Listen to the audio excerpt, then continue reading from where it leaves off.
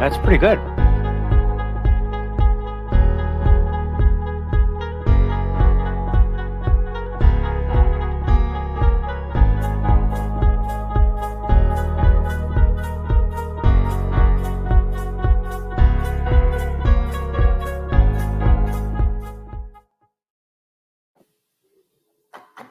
Bangin' beers, time to bang some beers.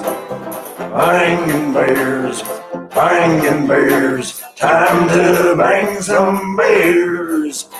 If you got some beers to bang, you know we're always down to hang. One or two or three more, come see what we've got in store. A beer for you and a beer for me, 1 and 1, that makes 3. So if you think you're down to hang, come and join the bangin' gang. Bangin' beers, time to bang some beers.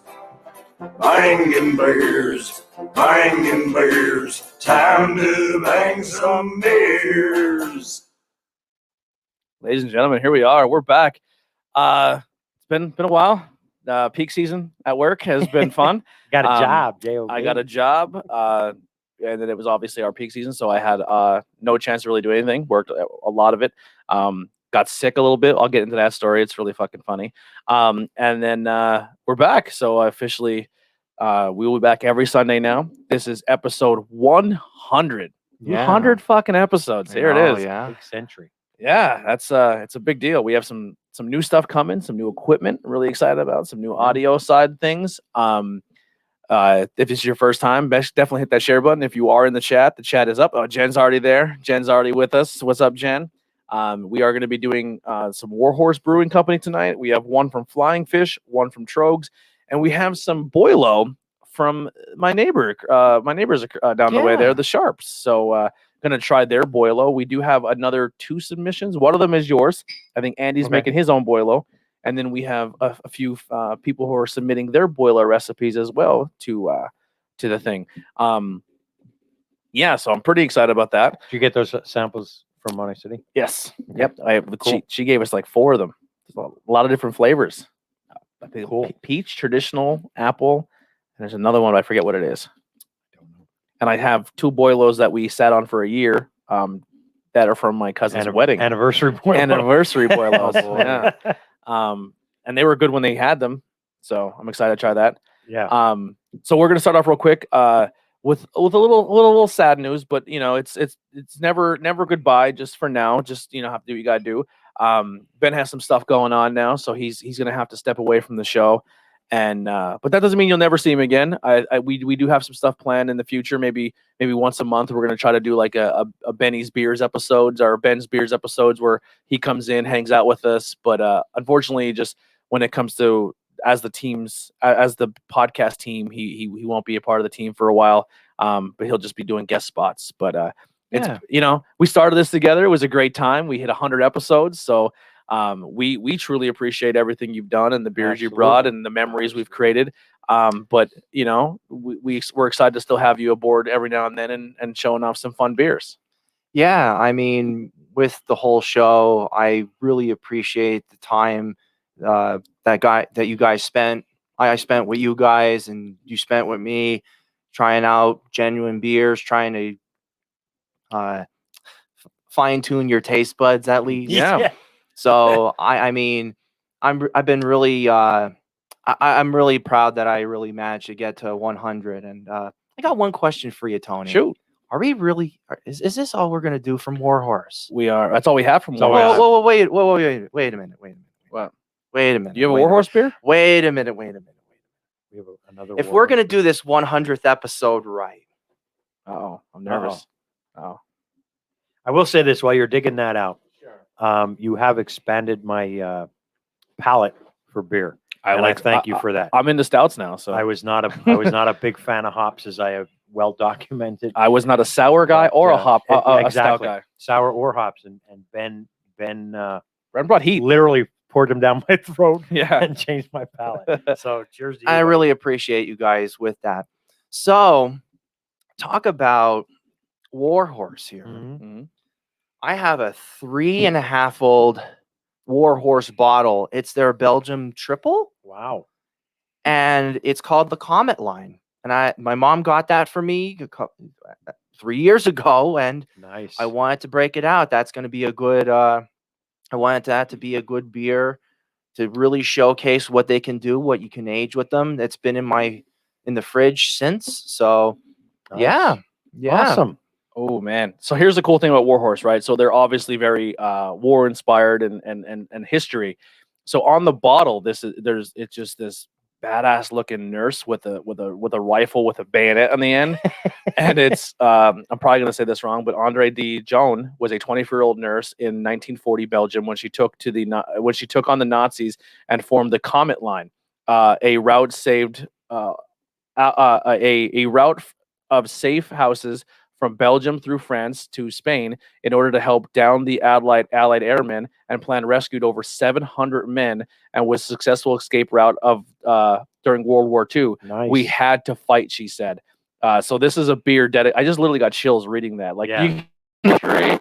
And this 24-year-old woman in fucking World War II just picked up a gun and is like, Created an underground railroad. yeah, for and down there. saved Nice. people, healed them. What a badass! I love it. Thank you, Ben. That's sick. I didn't even know you had that. And yeah, I've had that for, like I said, 3.5 years. And, it's a little bit of a dark time for me, at least. But we needed something a little dark A dark beer. for this I episode. like your segue. Dark times, dark beers. I get it. So I brought mega fucking heat, the Affogato, baby. All right, we'll bust them out. This is You'll have to do small pours because you're driving back to New York. this is, if you really want to really hammer this stuff down, this was literally the gateway beer, gateway stout for me that really made me get into stouts, kind of, sort of. This coffee. It's espresso, baby, and vanilla. Espresso, I might be able to do. Espresso and vanilla with milk sugar. So Cool. that's their absolute Yeah. ultimate. Oh, There she wow. is. Bob got a picture up. Cool. I learned last night at work. So like where I work now, I don't want to say the name or anything. I'm sure if you follow me on social media, you know who it is. But I work with a lot of different like cultures, and a lot of people I work with Dominican, Puerto Rican, and I actually learned a lot about the Dominican Civil War, where they gained their independence and became like the Dominican Republic from Haiti and stuff like that. Yeah, everybody thinks it was from Spain, but they actually, right. They were smart. Well, you have to bring it a little closer to them, Bob. The Haiti fought for the independence from Spain, and then they waited for UK not to be involved, and then they fought Haiti. They kind of were the smart way to go about it. But yeah, it was an interesting history little lesson. But all right, so we're drinking the Boilo here. This is from the Sharps. What do we think here? The Sharpie Boilo. I taste a lot of honey in this. Yeah. A lot of honey in this. Yep. It's really Cinnamon and honey. rich. This is an easy drinker. I thought it was kind of like a honey cinnamon apple pie. Yeah. Yeah. I dig it. I thought they did a great job. This is my Yeah. first Boilo of the season. You know what? Fun fact: cinnamon and honey are actually a good cure-all for some things. It actually really blends pretty well. I'm not gonna lie. There was a time where I'll give a shout out to the Frat in Monte City. You know who you are if you're listening. The Frat. We went up there and drank Boilo almost every single weekend the entire winter. I didn't get sick the entire time. It was so I think there's something to this Boilo. I don't want to say too much, but it would be really cool if Boilo became, like, obviously distilleries are becoming a thing and Mhm. moonshiners are kind of becoming a thing. Yeah. Like maybe a Boilo business in the area. Just saying. Just, you know what I mean? Like, There you go. you know what I mean? You go to like a place that just it may have a couple beers on tap and you can sample different Boilos. Well, you figure what actually goes into Boilo too, because with the spices and like even whiskey has its own benefits then too. If you drink, sip whiskey because it has antioxidants and all that then Yeah. too. It's you have a little bit of it and it's just like literally a shot or like a glass of wine at lunch, pretty much. So It got shut down this year, but I don't know if any of the other towns do it. But in Tamaqua, one of the fire companies actually sponsors a Boilo contest every year. A couple of bars around do it as well. I have to do that. Just don't throw them in the bottles. Yeah, I don't throw them in the bottles. Heidi snaps over that. Pour your winter coup. Anything else with this Boilo before we move on? We're not going to score boilos or say like give them a number of scores. We'll just No, this is definitely a great drinker. If you sat well with everything going on with COVID and being outside and all, this is a good warm up. I'm outside sipper. Yeah. Yeah, this is definitely one of those. I like things. it. It's I definitely. If I had to pick guess, I would say Four Queens in that. I tastes would like a Four guess Queens. I would guess Four Queens. I like it. It has this. It's on this. It's a little on the sweet side with the cinnamon kick. And it's put a not. ticker up there. You can tell there's booze in it, obviously, but it's not. Yeah. I've tasted stuff that's Yeah. super boozy. It's almost like drinking whiskey. No. that has a. Oh, you cinnamon- you definitely know you're drinking whiskey, but it's not. It's not nice. overpowering. It's It, nice. No. It really blends in nice. Yeah, good nicely. job, guys. Yeah, it really blends in nicely. Like you guys said, if they put in too much, well, Yeah. you could fucking tell. But Instead of a post lawnmower beer, it's post leaf raking beer. Yeah, I don't like leaves. I cut them. no, with a lawnmower. this is a post snow thrower yeah. drink. Yeah. Oh, Don't jinx this yet, Ben. It's too early. Yeah. I will be okay. We'll be okay. Oh, I almost smashed the deer coming down the fucking Shepton Mountain the Really? other night. Yeah, I'm in my car. I'm trying to stay awake because I'm tired, and I'm singing in my car, and I'm like all into it, and I open my eyes and a fucking buck running around. I'm like screaming. I hate when they come up at you because it reminds you. They look like weird dogs, like Oh, because this- you don't realize it. You're like fucking dog. I thought like, this was a fucking big. This thing was huge. God. If you guys are interested too, I'll throw it up real quick. Thank you for the like, whoever did that. And I see Lauren joined, but I don't see anything in the chat. But we have some people watching. Chat is open. Say hi to us if you're drinking anything today. Let us know what it is. But if you've seen the top of the show, the new logo, the Rock Stars, is available now on our merch page. So if you see the Bangin beers on the top there, so if obviously you're listening audio only, you have no idea what I'm saying. But if you go to our social media, you'll see it. That's our new shirt. So you get the show name on the front and the new logo on the back. So it's a really, really cool thing. So definitely go check out our merch page. Show us some love there and support. If you do buy some merchandise, take a picture with you in it and send it to us. And we'll show you some love on social media. All right. So our next beer here is going to be Winter Crew by Flying Fish Brewing Company. It's a Belgian strong golden ale clocking at 7% alcohol by volume. They're a regional brewery from Somerdale, New Jersey. This Belgian-style strong golden ale showcases a variety of the ingredients and brewing methods to help differentiate Flying Fish beers. The Grand Cru is fermented at a higher temperature than our other beers, adding an undercurrent of fruitiness, although there was no fruit in the beer. Very lightly filtered, the Grand Cru exhibits complex mouthfeel, strong malt flavors, a spicy hop presence, and soothing alcohol warmth, followed by a clean, dry finish. It is excellent with food as well as served by itself. I hope it's good with food. I hope so. anything's good with food. So that you can get this at the Craft House in Minersville for what I just seen on Untapped.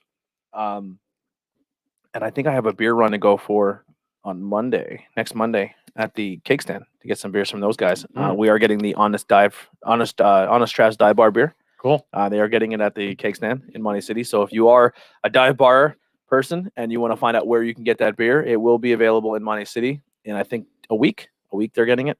And it's also I think was it next Saturday or next something? That's It's this Monday actually. on Monday. I'll This be Monday, I'll be yeah. at work this Monday. Trav will be at Shangy's. Shangy's signing posters and stuff. Super proud of them. Like I mean, like they just hit 90K people. He just did this thing where they raised a whole bunch of money to get Christmas gift for kids, and they raised like a couple grand, like I think like 10 grand or something like that. And they went out and bought a whole bunch of Christmas gifts, and I think they did Toys for Tots or helped families out. And he went to a restaurant last night that I guess they have a lot of their events, and that place has been very good to them. And the people and the wait staff has been really good. And because now a few weeks before Christmas with these regulations, a lot of people are losing their jobs, losing their livelihood. Yep. They can't get money to buy I Christmas think he gifts. dropped like $700. He bought one Tip. mixed drink and dropped a $700 tip Nice. for the whole staff. And it was all money that was donated to like from the dive bar. Yeah. So really, I mean, if you know, this whole pandemic created this dive bar. It up to 90,000 people. So huge props to them. You know, he's using his notoriety and his fame for good things. And Yeah. I really, really respect that. And the thing about his Facebook group is he doesn't put up with bullshit. Nope. There's no politics. There's none of that drama shit. Yep. You go in, Everyone's accepted. everyone's accepted. Every sexual orientation. You talk about beer that you're drinking, whatever you're drinking, mixed drink wise, or wine, or beer, or liquor, whatever. But there's no bullshit. Yeah, and people make their own little shows on there. They go Yeah. live. Like It's fucking cool. yeah, it's a cool little place. So if you're not a member already, go over and check out the Honest Traps Dive Bar on Facebook. Food and beer, belch factor is important. Too much carbonation is no good. Stouts pair well. All right, cool. Mark. All right, so what do we think of this Winter Crew? A little piney. Yeah, it has a unique flavor. I don't want to say it tastes bad. I don't want to say it tastes really good. For me, it's unique. I think you're really onto something on that too, because you I was gonna say, I almost said coriander, but it's not. Mm-hmm. It just has a unique flavor to it, and I probably want to have a second one to really justify what I'm Just a little bit more if you need a little sip of that. Right now, I'm at about a 3.25. You go ahead, Bob. So now I get all the stuff that they mentioned, and it also, at least for me, a lot of the heavier Belgian beers have a distinctive note in there from the yeast that they use. Mm-hmm. And as soon as that hit my tongue, you're like, "This is Belgian." You can't miss it. And the only thing that I a little bit of like maybe plum or dark cherry hints maybe, and then almost like a caramel undertone to it as well for me. Okay. I like it. I would drink it again. The spice, like I said, the spices are there, but they don't overwhelm. They're blended very well. I give that a 3.5. Okay. I think this is Tori commenting. Someone's commenting from YouTube. I was commenting on YouTube. I'm not seeing YouTube comments for some reason. I'm only seeing Facebook. So maybe there's something going on our end. But she said, I says commenting on YouTube, but I love the fact that your dad is looking at the boobies on the new logo. Yeah. So on the logo, we requested a girl to be flashing her boobs. And Tori, who drew this? Tori. She met me once. Yeah. She knows me. Yeah, she knows you. She pegged you. Thank you, Tori. Yeah. I didn't realize I was that. Yeah, I love it. I went a dark route there. I went a little different route there. Oh. You say, it pegged you. Yeah, I almost said, yeah, I. Oh, that was Austin. That's all right. You can comment from the Bangin Beers thing. It actually helps out. You can put some stuff up. Yeah. What do you think of this one, Ben? Well, so see, your dad is right. He's on to something with it. It tries to do an ale, but it tries to do like a wit, like a Belgian wit beer. Yeah. And that's what you're driving at. I knew that because I was just tasting it. Again, like Bob said with the yeast and all that.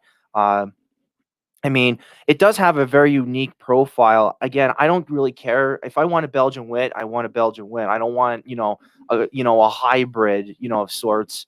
You know what I mean? Until something's perfected in that. But I think I'm going to roll with a 3 on this one, just because they're trying to be a little bit too ambitious with it in that absolute sense. Well, I see. I'm going to disagree with you there because if you look, Right. the style is listed as a Belgian strong golden ale. Yeah, it says Belgian style. It's not trying to be Belgian. It's in the style of, Yeah. Okay. No, you're right. No, you're right. I'm gonna go with a 3 as well, but this is not a 3 because it's lack of me not enjoying it. I do get what you guys say. I get a little bit of the pine. I get a little bit of the floral, like that, what you're talking about. Yep.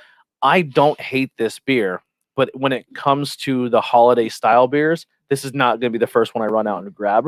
Mm-hmm. But I do enjoy it. Yeah. Like I think it is one I would probably have if I was at a bar. If we were allowed to be at bars and out watching live music, I would have 2 or 3 of these one time. Mhm. Like if this is something, if it came around again, I might try it again next year. But it's not one I'm going to get a 6-pack of. Right. This is a good mix of 6 beer. Yep. You get 1 or 2 of them, enjoy them, call it a day. But I think it's a good beer. I really, really like it. It's definitely not the worst holiday beer. If this beer was served to me in the summertime, I wouldn't be into it. But I think it's because it's the winter style beer. Yeah. It's that time of the year. I'm into it. I would give it a 3. Yeah, and it's pretty. I think it's like a little bit full when it comes to it. Like I could kind of say like heavy. The one we are trying, Mark, is the Winter Crew by Flying Fish Brewing Company. Fish. Winter Crew. It is available in Minersville. All right, let's get into our first of. Slide that in the back there, because I'll drink this whole fucking thing. I'm trying to sip on my Boilo. I'm just trying not to crush We'll keep it by Bob and it. So this is our first one from Warhorse. This one's called The Curse of the Warehorse. It looks like an old drive-in movie poster. It's got like a horse attacking a damsel in distress. The can art is absolutely fantastic. Yeah. I love this brewery.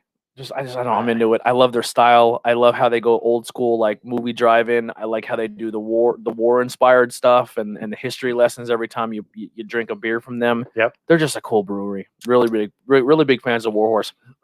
I think my new dream now is I would love to see Warhorse collab with the North, because like the North is now this big, like now they're on our radar. We know about them. We have a bunch of their beers coming soon. That's probably next week. We're going to do another New York brewery, the North. Yep. And we have like a few stouts that we're going to do by them. But imagine if these guys teamed up into the collab. Ooh, baby.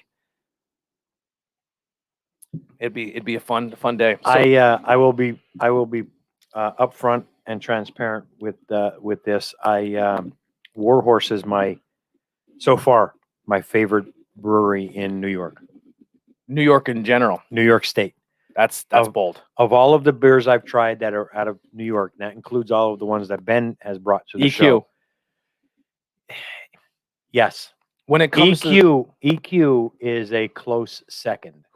I love Warhorse, but EQ is tough. That's a tough thing to the throne. I like and you know, if EQ had I'm sure they make them, but if they had dark beers, they would overtake Warhorse. But for me, I like the dark beers, the ales, the lagers and stuff. Yeah. And EQ makes a hell of a double, triple IPA. Oh, they're the IPA game for EQ is oh my gosh, unmatched. But for my flavor palette, Warhorse is it for me. I like their lagers.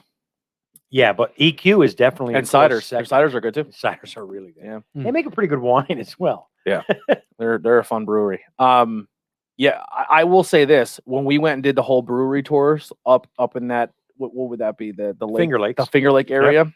When it and this is not a knock to any other brewery in the Finger Lakes. You all do a great job, but they stood out. Their beers stood out. Like they're on a different level in the Finger Lake area. Well, yeah, and I think on the marketing side of it, they hit the nail on the head. They offer you everything you're going for. You're going to the Finger Lakes for wine, so they have the Three Brothers Winery. So you hit the winery for a tasting, and oh crap, they also have a brewery here. Great. Yeah. And the food was amazing. Food was amazing. And they got good food.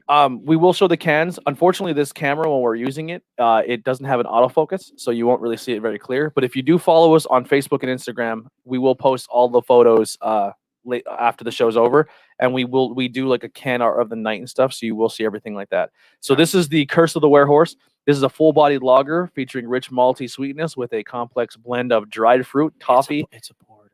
It's a Baltic porter. It says bodied lager in the description. Yeah. Oh, does it really? Yep. Wow. Okay. Toffee and blackstrap molasses with a clean finish. So it is coming up as a porter, but they say in the description is a full-bodied lager. It has 123 check-ins. It averages 3.97. It has 2 friend check-ins. I won't see the scores because they're probably sitting here. One of them is. Yeah, so let's dive into this one here. Has a great smell. Yeah.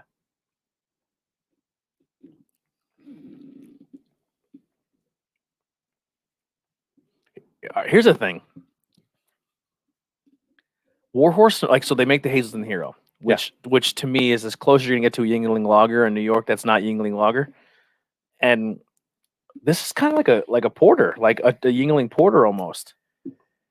It's in the ballpark. Yeah, it's close to the Yuengling porter, I would say. I think it's much smoother than that. Yeah, a little bit smoother, with less of the porter bite. So this is in a knock to Yuengling, right? So when they make the Hazelton Hero, it's as close to a Yuengling as you get without being Yuengling, but you can tell it's a smaller batch made beer, and there's a little. When I say love put into it, you're not mass producing something as on a scale of the Yuengling lager is for Yuengling. Mm-hmm. It's that made on a smaller scale with a little bit more fine tuning, a little here and there. I think this is the same thing is the Yingling. I think if you like the Yingling Porter, you're gonna dig this. Yeah. Absolutely. Yeah, that's the easiest way to put it. That's a good beer. What is that ABV on that one? Did anyone saw that still up? I believe Nine it's and- 9.2. 9.2. Wow. Yeah, no hint of it at all. Yeah. No, it does not drink like a 9 at all. I really get when they say the toffee and the blackstrap molasses. Yes. Like you really get that molasses at the very Yeah. back half of it, and it really blends in absolutely nice. I think the molasses helps thicken it up too. Yeah. It's a little bit chewy too. Mhm. It's a little slightly I've been chewy having a really for hard porter. time pulling chocolate profiles out of stuff. I get chocolate in this. Yeah, no problem with this at all. Yeah. Yep. I get chocolate. And that's usually the hardest flavor for me to pull out of a beer, but I'm getting better with it. But I'll start off here with this one. I give this a 4. This is a 4 for me. I like this. I'm the 2 check-ins that you see, and I gave it a 4 on both. Actually, you're not. check-ins. You're only 1. Only 1? Yeah. Really? Yeah. The other check-in was is 0 divide, I believe, with the other Okay. one. He gave it a 4.75, I believe. Let me double check that. I checked this in twice. I'll check it in again as a taster, but obviously I'm not gonna downgrade the score. I think it's a 4. I was always one like I'm never gonna check another beer in twice, and then Bob converted me on that. Now I check them all in. Bob, have you taken the lead on the lager check-ins yet? I believe is the my- leader. I think my last lager was number 555. Wow. The quest for 666. Yeah, 0 divide on give it a 4.70 on Untapped. Austin said when he comes home, he'll be bringing us some from a brewery called Artifact. What I feel you guys will enjoy fully is a closing. It's a closing time close to Cali. Austin had a stroke when he was typing, and he was moving from California to Virginia, which I'm excited about because Virginia has a lot of good beers that I'm excited about, and I can go see a game down there in DC and then have somewhere to crash. Well, yeah, it's a drive from DC. Is it? Oh, Virginia's a pretty big state. Yeah, fuck Mhm. that. You suck, Austin. Move He's closer to DC. he's down closer to Williamsburg. Remember going to Williamsburg? Yeah. He's closer to Williamsburg than Okay. he is DC. What do you score in this one, Dad? The Curse of the Warehorse. I gave it a 4. Yeah, this is good. I love the can art. Fantastic. Bob. I'm also giving this a 4. Yeah. Like everyone else has said, this is really smooth. I get the chocolate right away, and it's to me, it's like sweet chocolate. This is a sweet porter. A dark chocolate, I would almost say, too. I get the molasses on the back end of that, and I think that's part of what helps make it so smooth. This is enjoyable. I have no complaints at all about this. Yeah, this is a good beer. 4. I seen the can art, and I messaged Dad. I was like, you need to get this fucking beer. Yeah. I love the art. Ben, where are you at with the Warhorse? I was the like, Warehorse. I think I was teetering with the 3.75 and a 4, but I'm gonna go with the 4. I think that this definitely has a lot of smooth. It's smooth all throughout. Again, I pull off the toffee and the blackstrap molasses in this big time. I kind of like those flavors in that. Not as much, too much as the chocolate, but definitely those two at the very end. And definitely, it's one of those. It's definitely a great winter, beer to have. Like if you have a 4-pack or a 6-pack of this, this is pretty decent. So you know what? Fuck it, I'll go with the 4. The 4. All right. We're gonna do this. This is gonna be our little light up here. All right. So this next beer. If you want to pull this one up, Dad, and read this one off. This is what I felt like at work because my fat ass. When I got my physical at work, I weighed in at 245. Right. So I put on some LBs, ladies and gentlemen. And then I started working there, and I got super sick the day after Thanksgiving. I got a stomach bug. Not to be super gross, but well, the new policy in this show is you be more open, honest, have fun with yourselves, and you can tell story. You know what I mean? Right. So I was sitting on the toilet with a bucket in front of me, just destroying myself from both ends. It was bad news. I thought I was dying. I was shivering. I had the fever, so I went and got the COVID test, and I came up negative. Thankfully, missed a couple of days of work because I couldn't wait for my results. Right. But so walking around and not for 2 years I worked at an office, so I sat at a desk most of the time. And then from March on, I didn't do anything but podcasts, or I didn't work out or do anything. So I had literally no movement for almost 3 years. So I walk into this job, and my first night I bang out like 12 miles, blisters all over my feet. And dude, it literally felt like, like when you put meat in a crock pot and it and then like by the end you just pull the bone out and all the meat falls off. Yeah. I literally felt like if I took my shoes off, all my bones would fall out of my legs. Like there was nothing attached anymore. It hurt so bad. So they're like, I literally feel like Lieutenant Dan. I have no legs. Like I have no, like if like I was just going on pure adrenaline just to keep moving because my legs were so sore, but like it was a good sore, like a good workout. Like I didn't have the joint pain. I didn't have anything negative. It was a good sore, but it was very entertaining that we're drinking the Lieutenant Dan. And I felt like I was Lieutenant Dan my second night of work. It was bad. All right. Well, this Lieutenant Dan is a little different than the movie Lieutenant Dan. Lieutenant Dan and 42nd Go for Broke. I'll give you the story behind the can. Well, real quick, Art. Do you remember what you paid? People are asking for price points. I'm going to be honest. We really don't look at the price points. I'm just being completely upfront and honest. We really don't because you can buy this in a distributor in New York area, or you can get it from the brewery. I don't really know what because we go in knowing we're give them a ballpark, maybe about maybe $14 to $18. I want to say somewhere between $12 to $15 a 4-pack. Yeah. We walk in That's knowing that we're buying it regardless. And the reason I can't give you a price point is because I walked into Warhorse and I bought four 4-packs and walked out with dropping $70 or something like that. So, but you can figure anywhere for Warhorse anywhere between $12 to $15 a 4-pack. They're average craft beer prices. Yeah, that's what I would say. Yeah. So basically, Lieutenant Dan, 42nd Go for Broke. Dan, I don't know how to pronounce his name, was a 17-year-old. In a way, yeah. Was a 17-year-old Japanese American living in Honolulu when Pearl Harbor was attacked. A first aid teacher, he took off for the base and spent 5 days working on the wounded. On the 6th day, he went to his recruiter and enlisted, only to be turned away due to his ancestry. Inoue petitioned for 2 years until FDR created the 2 all-Japanese American units. And in April 1945, he and his men were pinned down by 3 machine guns on a hill in Italy. Lieutenant Dan charged the nests with a Thompson and a bag of grenades. He was shot in the stomach while knocking out 2 of the first 2, and in the elbow while throwing his last hand grenade at the 3rd. Lieutenant Dan picked up the grenade out of the useless hand and took it out of the 3rd nest. He would go on to be awarded the Purple Heart and serve as a U.S. Senator for nearly 50 years.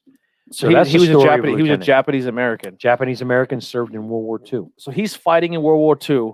At the same time, our country is imprisoning Japanese Americans. Yes.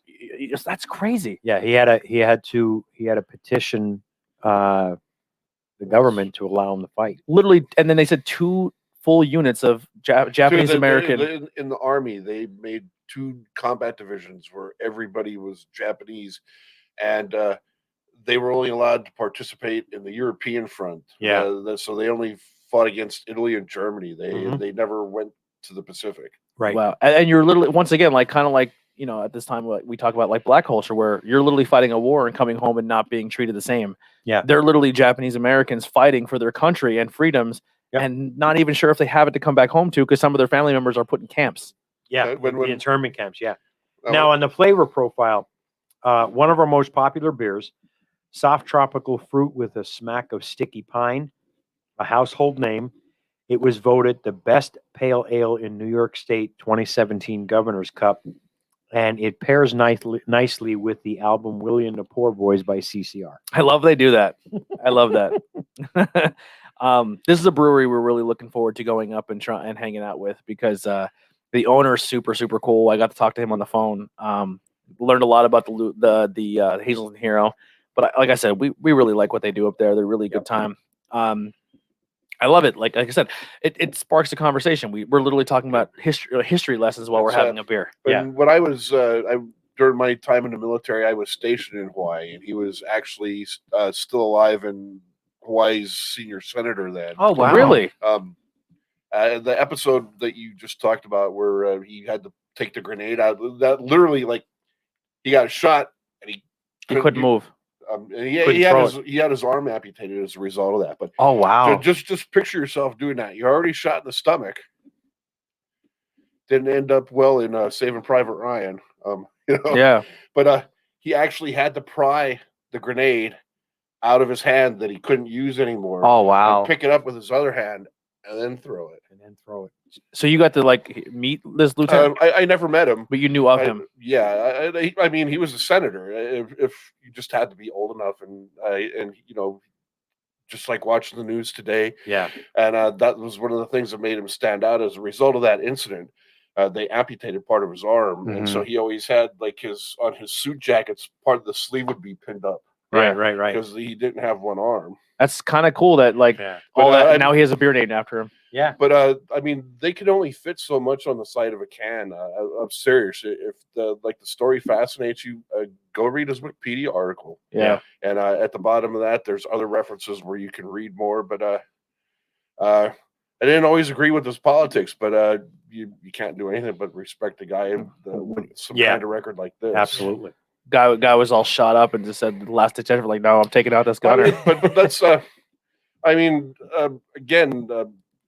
there's someone who probably spent 60 years of his life, whether it was in the service or whatever, as a public servant. Yeah. And like I said, like I didn't always agree with his politics, but he was, to me, he was always a stand-up guy. That there was never any hint of scandal or anything around him. Right. He said what he meant. He didn't BS or play games. Yeah. Cool. Well, we'll start with you. What do you think? What do you think of your Lieutenant's beer? This is actually the third time I've had Lieutenant's beer. I give this a 3.5. There's absolutely nothing bad to say about this. This would be a good session beer. Yep. What's the ABV on this? I forget if it's 6 or 7. Okay. But yeah, I mean, it's 6.1. Everything in the flavor profile is there. It's tasty. Like I said, these go down easy. I could drink this all day. Yeah, this is definitely a crushable pale ale, and it's like you said, you could go through droves, like at least a 4-pack of these, and you're tying them on at that point. It's really they're really nice. They did them well. Yeah. Yes, absolutely. I gave it a 3.5 as well. I've had it a few times. I'm 3.75. I think it's a great. It's like I said, if it's there and you need a beer for the night, like you're hanging out at your buddy's house and you're watching a pay-per-view or a fight or something. This is a good 4-pack beer right here. You'll have a great time. Yeah, so I'm following you 3.75 with this. I like it because again, I like the tropical notes, the juicy papaya, mango, pineapple stuff up front. Yeah, I really like just that overall tropical flavor. And like once I smell it, I'm like, okay, that gets me there. And then I have a little bit of that with if I had to create a new it might be something we may add in the future, a untapped score, like our untapped score.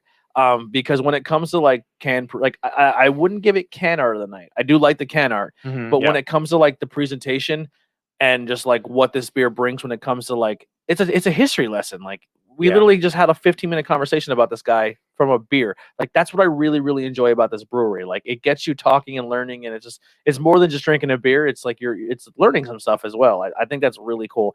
If I can score on the beer than that alone, it's a 5. It tastes amazing. Untapped meta. Yeah, it's fun.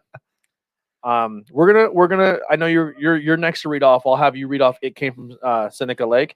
But we'll have Ben read off his beer here from Trillium. This is a Boston beer. No longer in production. No, this is aged.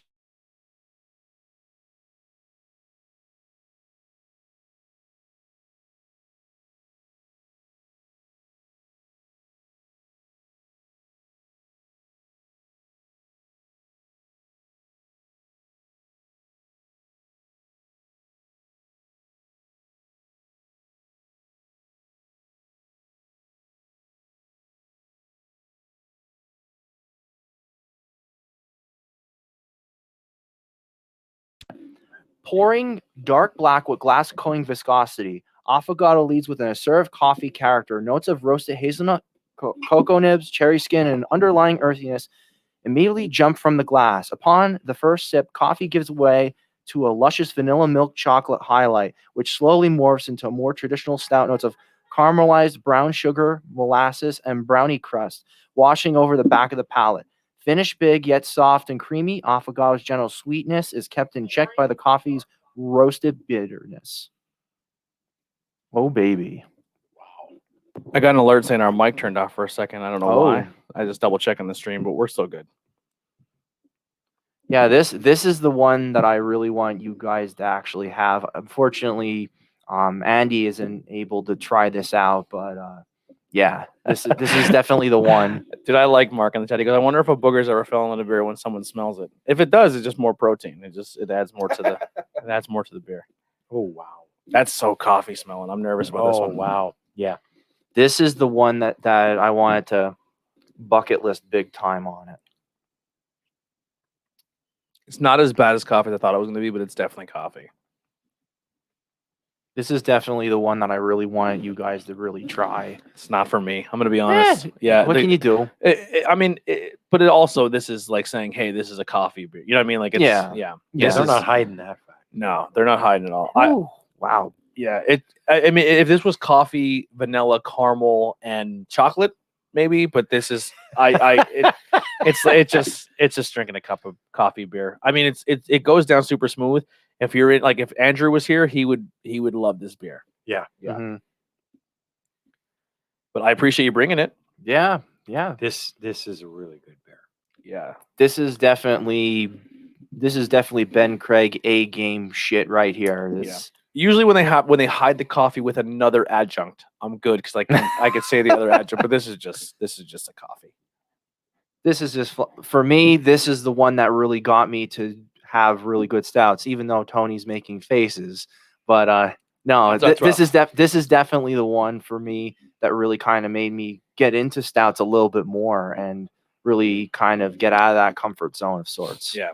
So, look, it pours like motor oil. Yeah. So I'm in. It doesn't drink that. Look at that. Heavy though. Yeah. It doesn't drink heavy. It doesn't, but I'm in. When you pour it and it looks like motor oil pouring, I'm in. They make a bourbon barrel age of this too. And really, they make this in a bourbon barrel aged. Yep. Holy crap! It's already 13%. That is fucking pungent. That's actually the one. I mean, you can pick up the booziness in this. Yeah. Along with the coffee. Trillium. I like it. I gave it a 4. I'll be honest with you. I gave it a 4. They have a whole line of stouts. They do like a tiramisu, a cinnamon roll. They do a whole bunch of. Have we had the cinnamon roll? No, we only had a few. I know we had like an almond one. It was way back when. Trillium. This brewery alone. I mean, I always want to go to the city of Boston. I just love Massachusetts. I think that's a cool state. It's like I want to experience Boston. I want to experience the whole area. This place just puts the icing on the cake because now when I go there, I'm like, now I gotta go to Trillium. You know what I mean? Like this is a brewery. Save your pennies. Yeah, that's all I'm going to tell you. Save your pennies. Yeah, it's pretty expensive. It's hard to save your pennies when you're buying. I'm hoping to get there this summer. Oh, really? I remember when I was there at Penny Arcade Expo. I carried 2 cases of beer in a book bag to my hotel room, and it was snowing. It was like this walking around the fucking tundra through Boston in broad daylight, and like, oh my god! And people are looking at me like I'm hobbling with the fucking book bag and all. We do have a plan for the Truth Behind Illusion podcast. We want to save up the money and find out how much it would cost to rent out a room in the Lizzie Borden house. And I think they only have like 5 or 6 rooms you can rent out, but there's enough of us that we can rent out every room. So we would have the entire Lizzie Borden house to ourselves. That's kind of a bucket list for us. Yeah, that's some crazy scheduling. Yeah. To get every room at the same day. Yeah. It'd be something we'd have to like reach out in advance, be like, hey, even if we had to do like a year or 2 in advance, be like, put this day aside. We want to rent out every room. You know what I mean? Where's this at? In Boston, in Massachusetts. Yeah. Who's vibrating? Me. Fucking 13 phones over there. Yeah. He was 2 phones before the fucking rapper made a song about it. All right. Did everyone score this? Senior did, but Bob. I give this a 4.5. Okay. I'm pretty fond of it. Like everyone else noted, you get the coffee right away. I get the hazelnuts underneath that. This is, I mean, even though there's a little bit of a boozy hint on the finish too, I would never suspect that this is 13 something percent. No, good point. Good point. It doesn't drink like a 13. It doesn't. And Drink, unlike Tony, I don't hate coffee. It's fucking tasty shit, man. Yeah. Yeah. I'm kind of bummed Andrew's not here to have this one because he would really enjoy it. He's the coffee guy. Yeah. Yeah. Seal it up. Andrew is Pour him some and seal it up. Andrew's doing. If you're That actually will retain. Probably. That will definitely retain. just if you're wondering where Andy is today, Andy is also, besides being a little bit of everything, the guy's a jack of all trades. He is a huge animal supporter. Him and his wife just love animals. They do everything they can to help animals.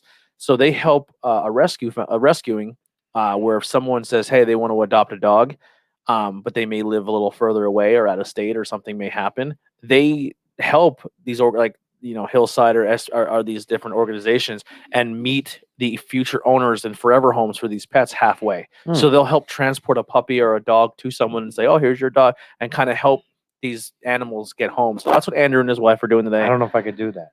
Dude, you watch you put a dog in my possession, I'm never giving it up. Yeah, I'd be arrested for stealing a dog. Yeah. The dog had I would lick just my said- cheek and that'd be it. Like say- my buddies Zanilowskis, they'll do that. They'll bring a dog in their house for like a couple weeks or a month and just kind of give it a home so it's not in the shelter, because it's stressful for a dog to be in a shelter. So they'll be like, oh, someone's probably going to adopt their dog, but so what they do is they take the dog in for a couple weeks and give it like a home outcome, give it like a home experience and stuff. So it's not shelter home. Right. It kind of gives them that halfway experience. And I was like, there's no way I bring a dog in my house, let it live with me for 6 months, let it sleep in my bed, kiss me, wake up every day. And then I'm like, now I have to give this. I would grow You're too part of the attached. family. Yeah. You're part of the family. I'd at have that point. I'd have 450 dogs in the house. Yeah. There's no so I was very- almost gonna say to him, I'm like, bring that goof to my house. Yeah, that little goof. I want to get rid of the animals because it's just too hard. Yeah, it's funny because all growing up, he's been like the anti-dog guy, right? And then we get a dog, and he's like, "Fuck." Yeah, Like, Yeah. oh god damn it! Like, Yeah. he's just like, But oh, I come still, here. I still draw the line on cats. I've only ran into maybe about 2 cats that I really liked. Yes. There's one, our one buddy Ricky Wetzel. They keep the cat named Sheldon, black cat, outside for a good part of the year, and then they bring it in. That cat is fucking cool as shit. Yeah. I mean, that's a good cat. I mean, He's he's not an asshole. There is put it one that way. cat I would take right now, and I won't say whose it is. But the cat's cool. that smells fantastic. Cool as Doesn't shit. it? It came from Seneca Lake. I hope I have an extra can of this. So Seneca Lake is right where Warhorse Brewery is located. They're located not far off of the shores of Seneca Lake Oh, I didn't in even Geneva, New York. I didn't even get to rate the affogato. No, you could rate it. We're just Go ahead, getting read- this one ready. We're getting Okay. ready. No, we're not So- moving over. No. So I'm gonna definitely follow in suit with Bob. I'm giving it the 4.5 then too. When you smell it, it has like this like earthiness to it, and it smells a little bit like used coffee grounds. Not in a bad way either, Mhm. but you get that like nice, scent to it then too if you like coffee. And yeah, this is definitely the one that really kind of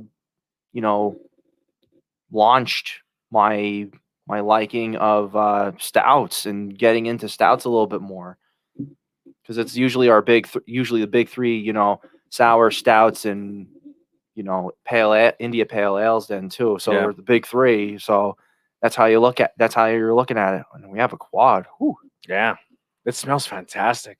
Yep. That one halfway there. All right, Bob. What do we got here for monster beer?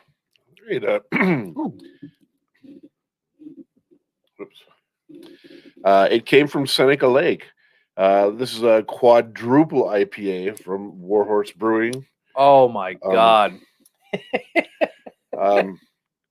From primordial depths to destroy your palate. It came from Seneca Lake, quadruple IPA, 10.4% ABV.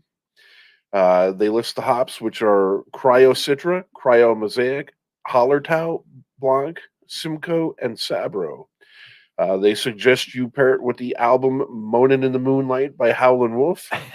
This is the first of our 3 in our creature feature series. Notes of peach, mango, gooseberry, blueberry, passion fruit, fresh squeezed orange juice, and light pine.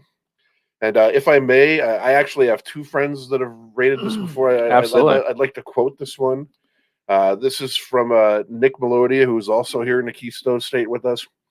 This beer is delicious and stupid dangerous. It doesn't drink like a quad in the least bit. And when he rated it, he gave it a 4.25. If you can get any more cans of this up back, please do so for me. All right. This is fun.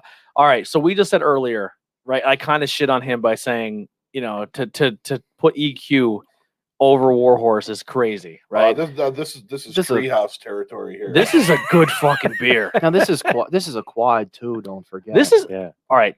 That there is no alcohol. Probably the flavor best in that quad. at all. That is completely camouflaged. Yeah. It is invisible. Yeah. The best quad I've ever had is from the last brewery, Trillium. We've had some Trillium heavy hitter quads, and they are fantastic beers. This is definitely showing another side of Warhorse I didn't know was possible. Yeah. This is a fucking good beer. Yeah, the quad that we had from Trillium was about like 13%. This is 10 and almost a 10 and a half. 10, Yeah, 10.4. So Wow. that is out of primordial depths to destroy your palate. Where does this rank? What compared to what? Like we're just gonna go to New York, like an EQ. Like this is EQ level. Like this is good. EQ is very good. Mm-hmm. This They have their own variety of they have their own like flair to their beers. This is kind of like, how can I say it? I would put this up with anything I've had from Treehouse, Equilibrium, or Droid Theory. That's that. Oh, Android Theory. Oh, Bob, up on the intake on that one. Holy shit! All right. I got a little bit of a chub there. No, He you fell don't in you don't hear that a whole lot. Yeah. Android Theory beers are actually pretty decent too. Yeah. There was one that was a sour. They do like more of your typical like your bottled. They do more bottled stuff. They don't really go with the actual aluminum can, which is kind of nice. And they had one that was like a white peach sour or ale, and man, was that fucking excellent. That was really good. I have a friend of mine that did a brewery through Virginia, and that was one of the places he hit, and he loved everything that he got there. So they'll deliver. You can order stuff online and they'll mail it.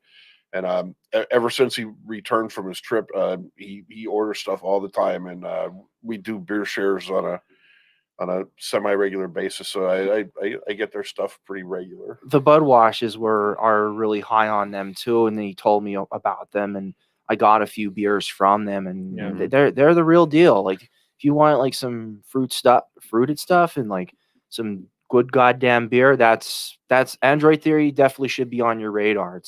You don't hear it a whole lot, so that's why I was like, whoa. You were in this town. That's the town with Elizabeth Blackwell Street, Geneva. Is it really? Yeah. But they're located. Geneva is located on the west side, at the top of Seneca Lake on the west side. Warhorse Brewery and Three Brothers Winery is located at the top of the lake on the east side, but it's all Geneva zip code. So this is crazy. So we were only 5 minutes from what was that? What was the brewery at in that town? It's the movie theater. That looks like a movie theater. Oh yeah. It had the railroad theme. Yeah. I want to say like Spike, like yeah, Railroad Spike or something like that. Hang on. I forget. So we're at this brewery. We're enjoying beers. And we might have told this on the podcast. So if we told the story and you heard it, I'm sorry. That's kind of my thing. I tell stories over again. And I yell at Heidi for doing it all the time. So we're at this Twisted Rail Brewery. Twisted Rail. I know it was something rail. So we're at this brewery and we're reminiscing about his mom and really talking about the family and like his like getting history lessons, and because a lot of stuff I didn't know. I don't really know about my dad's side of the family. Like I'm still learning it. You know what I mean?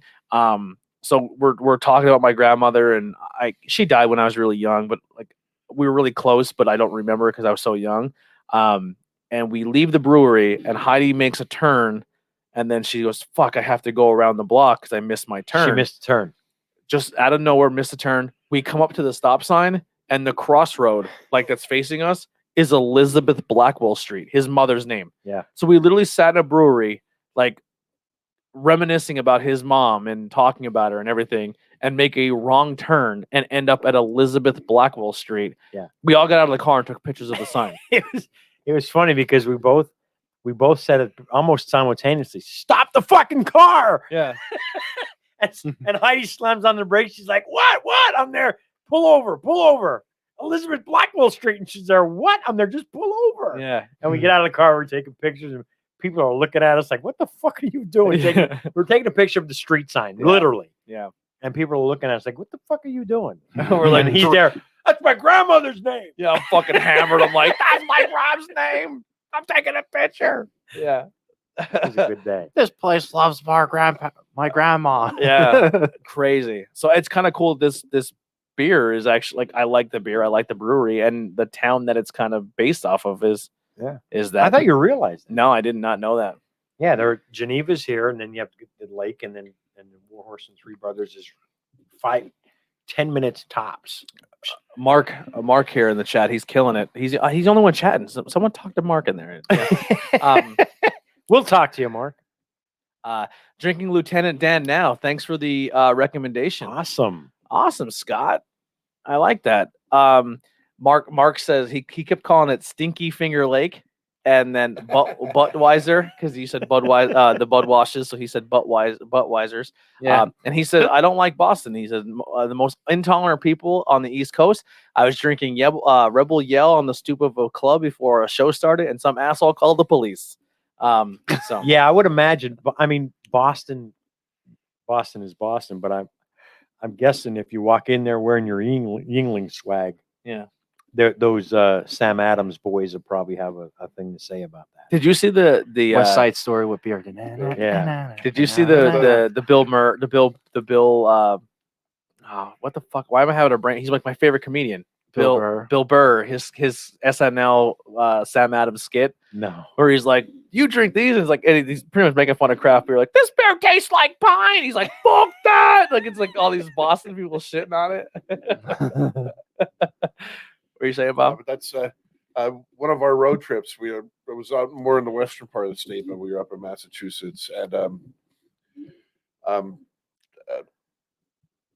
I don't know, we were there for 3 hours, and we ended up eating dinner there too. And when we got up and left, I actually, because I had Yankee stuff on that day. Oh boy!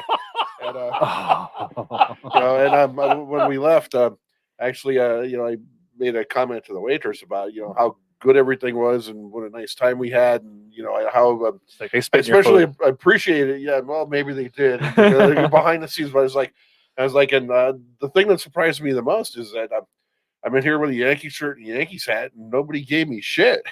Yeah. What do you think's more dangerous, wearing a Yankee stuff in Boston or Washington Giant Cowboy stuff in Philly? Ooh, I've never been to Boston, so I can't say. If you're in the stadium, it's Philly. Yeah. Yeah. Even the town could be rough. The airport could be rough. I walk around the airport with all Washington stuff on. I've only ever been to one Eagles game. I have a friend that has a friend that has season tickets, and whenever he can't go, my friend has first dibs on him, and he takes me with him. Yeah. So but who the hell did we see? It doesn't even matter who we saw. It was Washington, actually. Was it? So here's like a 23-year-old girl wearing a Redskins jersey with Washington. I mean, at the time, she was. It was Redskins. Right. You're retroactive. You're good. So and she's coming up the ramp, and she has two girls with her that are obviously like under the age of 5. They don't give a shit. They don't care. They don't like, care. Oh yeah, and not only was it just a verbal abuse, but like they were throwing shit at him. Yeah, and I'm like, they don't give a shit. I was like, oh my god. What was your story? You seen this 85-year-old man get pushed into a urinal? We're in. We go to now. I know better than to wear my at that time Redskins, but Washington swag in Philly. And now it's Veteran Stadium. That's how long ago it was. We're at the Vet, and we go down for a game. It was me, Steve, Colleen, Smells amazing. Mom, and Frank. Right? Yeah. Now, hang on, he wants to take my picture. So we're down there, and Frank and Steve they're not small guys. And we had to go to the bathroom, so we go to the bathroom at halftime, and there's this older gentleman, black guy, in his 60s, early 70s, I would say. And he's in his Redskins stuff. He's got a Redskins cowboy hat on. He has a Redskin logo, suede leather jacket with the, like in the 70s with the fringe hanging down the sleeves. Yeah. He's got Good that Billy Jack style. Yeah, he's got that going on. And he's I mean, if you ever want to catch a guy in their most vulnerable position, it is standing at a urinal with their dick in their hand. They just can't defend themselves. They can't do anything. Can't do anything. Because you can't, unlike women, you can't stop yourself from pissing. Sorry, guys, this is not possible. No. So he's standing there, and these two young guys are standing behind him, and they are ribbing him to beat the band. They didn't use the N-word, but they may as well have. Yeah. But they were like, you make me, and they're fucking hammered, and they're, you make me fucking sick, you people. I'm like, here we go. And the guy's just standing there. He couldn't say or do anything. He was by himself. And finally, Steve turned around, and he was standing there. And I mean, Steve was a huge Eagles fan. Yeah. But he goes, all right, guys, that's enough, And they turned around to say something. And there, first one they see is me. I'm a 5'8", skinny at that time. Not wearing an ounce of Washington gear. Not wearing an ounce of Washington. And there's Steve and Frank, and they're, big guys. And they turned around and they saw them two. And it's like, they just left.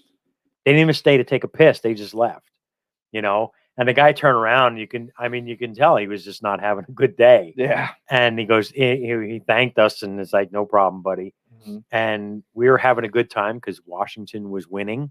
And then, of course, as usual, they fucking blew it in the fourth quarter. Yeah. But good old Washington. Yeah. But no, that's my Eagles. That's my visit to the vet. And Mark, I don't think we're slurring. Come on now. I'm not even drunk. You're out of control over there. So where do we score? And it came from Seneca Lake. We'll start with you, Bob. This really does We're taste like. We're gonna go to this one. We're still on the this one. Yeah, before. we just The quad, yeah. we poured the next one to get ready, but we're still reviewing the last I one. jumped ahead. Hang That's on. okay. Yeah. It's all right. Well, you know what? While Bob's pulling that up, Go ahead. What's your I'll go score? Go ahead. I gave it a 4.5. Yeah, I mean, it's a little bit. I gave it a little bit of a bump. I said really hides. Well, apparently I don't know how to spell. Really hides the booziness well. A blue collar quad with blue collar taste. This is definitely one to give to your drunk uncle if he doesn't like craft beer. Yeah, that's definitely one that I really enjoy too. It has it really tastes like a really hopped up version of no pun intended, Lieutenant Dan. Yeah, a little bit. Oh, but it's Lieutenant Dan on steroids. Yep. Yeah. It's like that's his adrenaline mode and like pulling, doing the grenade thing with his hand and launching the grenade. Go ahead. That's the quad. I gave that a 4.5 as well. Yeah. I didn't quite catch all of them, but it's actually able to discern several of the separate fruits that they mentioned. The everything from the hops is nice. Again, that's another one that you can't tell. That's the Stupid Dangerous was Stupid Dangerous. That's no one would ever believe that's 10.4%. That is totally 100% camouflaged. Yeah. Yep. And it's tasty as hell. That's good stuff, man. Mark in the chat has a quick question. How old are all of us? He said, I'm 58. 55. I'm 55 also. 32. Just turned 33. Yeah. So we have a little variance there. And then you were 34 for some reason. You know what? You are right. I just turned 34. I'm sorry. What? I just turned 34. Yeah. I don't give a shit. And then Aunt Mary joined the chat and we're talking about The Frank associates. and she said the associates. That was Frank. Uncle Frank is and my dad and the late Uncle Steve were all called and Jody. And Jody. who's no longer with us either, were all called the associates. Every time Jody or he's my associate, Yeah, Tony this is my Blackwell. associate. Yeah, that's Jody did this thing The where good fellas, huh? he would. Yeah. Jody would bowl. Now Jody was a larger man, and he wore really short shorts for a big guy, right? And, Well, they on most normal people, They they, were probably- would be regular, you know. and he would sit like at the edge of a seat, and he'd be biting his lip and licking his lip, and he'd be on his heels, on his toes, and just bouncing. And you would get a strike, and he'd get up, and he'd give you the hardest high five you ever got in your whole life. But he would get all into it. He'd be like licking his lips and biting it. Yeah. That's right. That's like if you went around Jody and wouldn't want to one through a wall after you're done because he fired you up, there was something wrong with you. He always had a good time no matter where he went. I always remembered him from the Little League games. Yes. Little League T-ball. Like, I remember he used to umpire all that time. I'm like, Jody Webb. I'm like, oh, we got Jody Webb as our. They our actually guy. have a plaque for him at the Little League. Really? Wow. Wow. When he passed away, they put a plaque up there, and we all went up there, and he has a plaque right underneath the flagpole. Yeah. Jody Webb has a little memorial up there at the Frackville Little League. Rich says, Philly fan here, and the Vet Stadium was way worse than the link is now. Yeah. Yeah. All right. So I can agree to that. I can agree to that. My story, that wasn't the Vet. Yeah. Yeah. I've been to the link, and it's a there- different experience. There's not too many 5-year-olds that got told to their face that they're cunts. Yeah. Go Philly. I love it. I love That this sounds podcast. like me raring to go on a good day. Yeah. Who didn't score? For it? Yeah, you. Yeah. I gave it a 3.75. 3.75. Yeah. Wow. I went 4.75. I get 3.75. I went. I'm not a hop fan. This isn't too bad. It's mellow hops, boozy. What? One and Come done for on. me. You- It's you- good. I gave it a you 3.75. You could give it the 4. Come on. You could give it the 4. I might bump it. Come on. All right, Bump 4. peer I'll Ben bump it peer over 4. pressure. Yeah. Fucking Yeah, peer 4. pressure. Fucking 4. I gave it a 4.75. Aunt Mary said. Now, That's a really good quad. And they Mary mixed it said up Jody nice. has the best memory. I was playing a game. She was a really, really good high school basketball player, Yeah. and she said I was playing the game, and he knew more about what happened in the game than I did, and I was playing it. Yeah. He was a sports guy. Yeah. It's crazy because before cell phones and smartphones and all that stuff, every family get together vacation, they would bring sports encyclopedias because they would start arguing about sports facts and who had 1,000 yards in what game and what, and they would be like, they'd flip through the book and find the answer. And like, they had to bring these books to family They function. wanted to, they We wanted had to Frank. fact check it. Yeah. We had Frank. Yeah.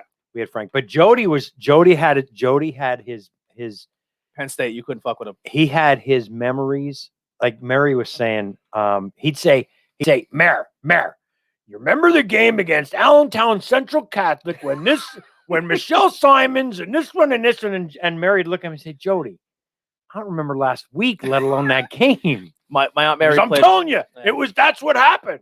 My Aunt Mary played for North Schuylkill, and she was the point guard. And behind her as point guard, she has, 3 1,000 point scorers? Or 2? At least 2. I know there's Simon at least 2. Sightsinger. But she was a point I guard think she for played at with- least 2 to maybe 3,000 point scorers. So if they have an assist record, it's got to be hard to beat Mary's score. You know what I mean? I think Mary played with 3 1,000 Yeah. point scorers. Yeah. She'll probably say in the chat, but yeah. Was Jody always a big man? Yeah. No, Oh no. No, He was. he He was buff at one time. he was buff at one time, but he put on some weight after he Yeah. quit smoking and drinking. 3. Yeah, she had 3,000 point scores under her as a point guard. Yeah. So if there was an assist record at North Schuylkill, I don't know if they like. It sucks that the assist doesn't get tallied as much as anything else, but she would be. It'd be a hard record to beat if they had an assist record. They probably have that at some point. Or, Gumbo said, "What's good, y'all?" From Twitch. Thank you, man, for hanging out with us on the Twitch side of things. We're trying to do the Twitch side of stuff. So if you're enjoying it, man, to subscribe and let people know we're here. Thanks for hanging out with us. We're just trying some beers. If you guys are drinking today, let us know what you think or what you're drinking. All right, so let's get to this one. So this is organized, agitate, educate, and it's a chai whoopie pie brown ale. I will say this off the bat: this beer smells amazing. I'm gonna have to try it because we've been bullshitting the whole time. You could definitely taste the chai in that, and Yeah. it's a real strong vanilla with the whoopie pie then too. Yeah. That's Yeah, tasty. It's different. I really like this one. It's different. I'll read this one. In a collaboration with amazing people at Chai, what is that? XIX in historical Seneca Falls, we present 19. Thank you. Not good with my Roman. We presents Organize, Agitate, Educate, a chai whoopie pie brown ale brewed in celebration of the 100th anniversary, 100 episode. Look at that. Of the 19th Amendment. Oh, it's the celebration of the 100th anniversary of the 19th Amendment of all those who hoist high the flag of equality, made to taste like the famous chai whoopie pie from the 19th Amendment. This beer is full-bodied with notes of cinnamon, caramel, chai, and a fresh-baked oatmeal cookies. I get all that. Yes. This is a really real. All right, so I said earlier it came from Seneca Lake is going to be probably my beer of the night. When it comes to flavor profile and taste and what they're trying to accomplish, this is a really high score for me as well. This is a good beer. See, the only thing with me is I've had other whoopie pie beers before, and this one just has too much cinnamon for me. Yeah, it's a little. That's the only down to it. I mean, everything else is spot on, point on. It's the cinnamon is the only thing that holds it back for me. I think if we didn't have as many pumpkin spice and cinnamon and nutmeg bombs as we had over last month, this would have probably sat a lot better with us. I mean, but and like now again, to me, like too much cinnamon is one of my pet peeves, and I don't know. I almost feel bad. I don't want to sound like I'm talking down about it because everything else about this is good stuff. Yeah, just for me, there's too much cinnamon. Have you ever had another whoopie pie beer before? I've never had another whoopie pie. I think I might have had maybe one or two. I think this is the third one I've had, and I mean that's exactly what this tastes like. Is a whoopie pie. To me, it's like a cinnamon bun almost. I get a lot of cinnamon bun. I pick up the whoopie pie, the cinnamon, almost like a cinnamon cookie. But I will agree with Bob. It is very cinnamon, a touch too much cinnamon for me. But it is. I like it. And I'm actually going to rate it higher than I normally would, just because everything else with this is so good. Mm-hmm. And because of the cinnamon, I probably would have gave this a 3, but I'm still going to give this a 3.5. Okay. I mean, if they would just tone that cinnamon down a little bit, I probably would even rate it higher. Yeah, I would definitely say for going with the brown ale route instead of the easy cop-out way of doing a stout with this, it's a pretty bold move on their part. That's a good point. Like honestly, because you would hear those ingredients in there, and you'd be like, this could be good in a stout, but they didn't do that. They took a little bit of they took a detour. Yeah, we still have a little bit of a darker ale, but at the same time, though, it's an ale, not an actual stout. Right. Yep. And I think that's really where this stands out with me. I know we had, enough. That would be incredible in a stout. Yeah, I mean, without a doubt, I mean, it definitely would. But I mean, again, brown ale, a touch less cinnamon. Put a lot of nitro. I mean, but that's even even if that was a stout, the other stuff might even suck up some of that cinnamon. Yeah. Now, with me at least, I think it's a milder. Yes, it does have the cinnamon in it. It wants you to know that, but I think it's a milder cinnamon when they actually do have it. It really the chai might. It's not like exploding. That's the chai might. Chai, yeah, because that's an integral part of chai. Is yep. Cinnamon. Yep. Mm-hmm. Yep. The Giants lost, by the way. That's a shame. But I mean, other than that, Cowboys won. That's a shame. For it being as ambitious and decent as it is as a brown ale, I would give it a 3.75 because it's just the way that it really just sets itself apart. And an 8.5. Yeah. Wow. Yeah. Wow. I'm scoring this. No, I want to be honest. This might be a tough drink for me if I had to drink an entire pint. Yeah. But I'm scoring this as a taster. Yep. 4.25. I mean, I'm sorry. 4.25. I'm giving it a 4.25. I think all the flavor notes it hits perfectly.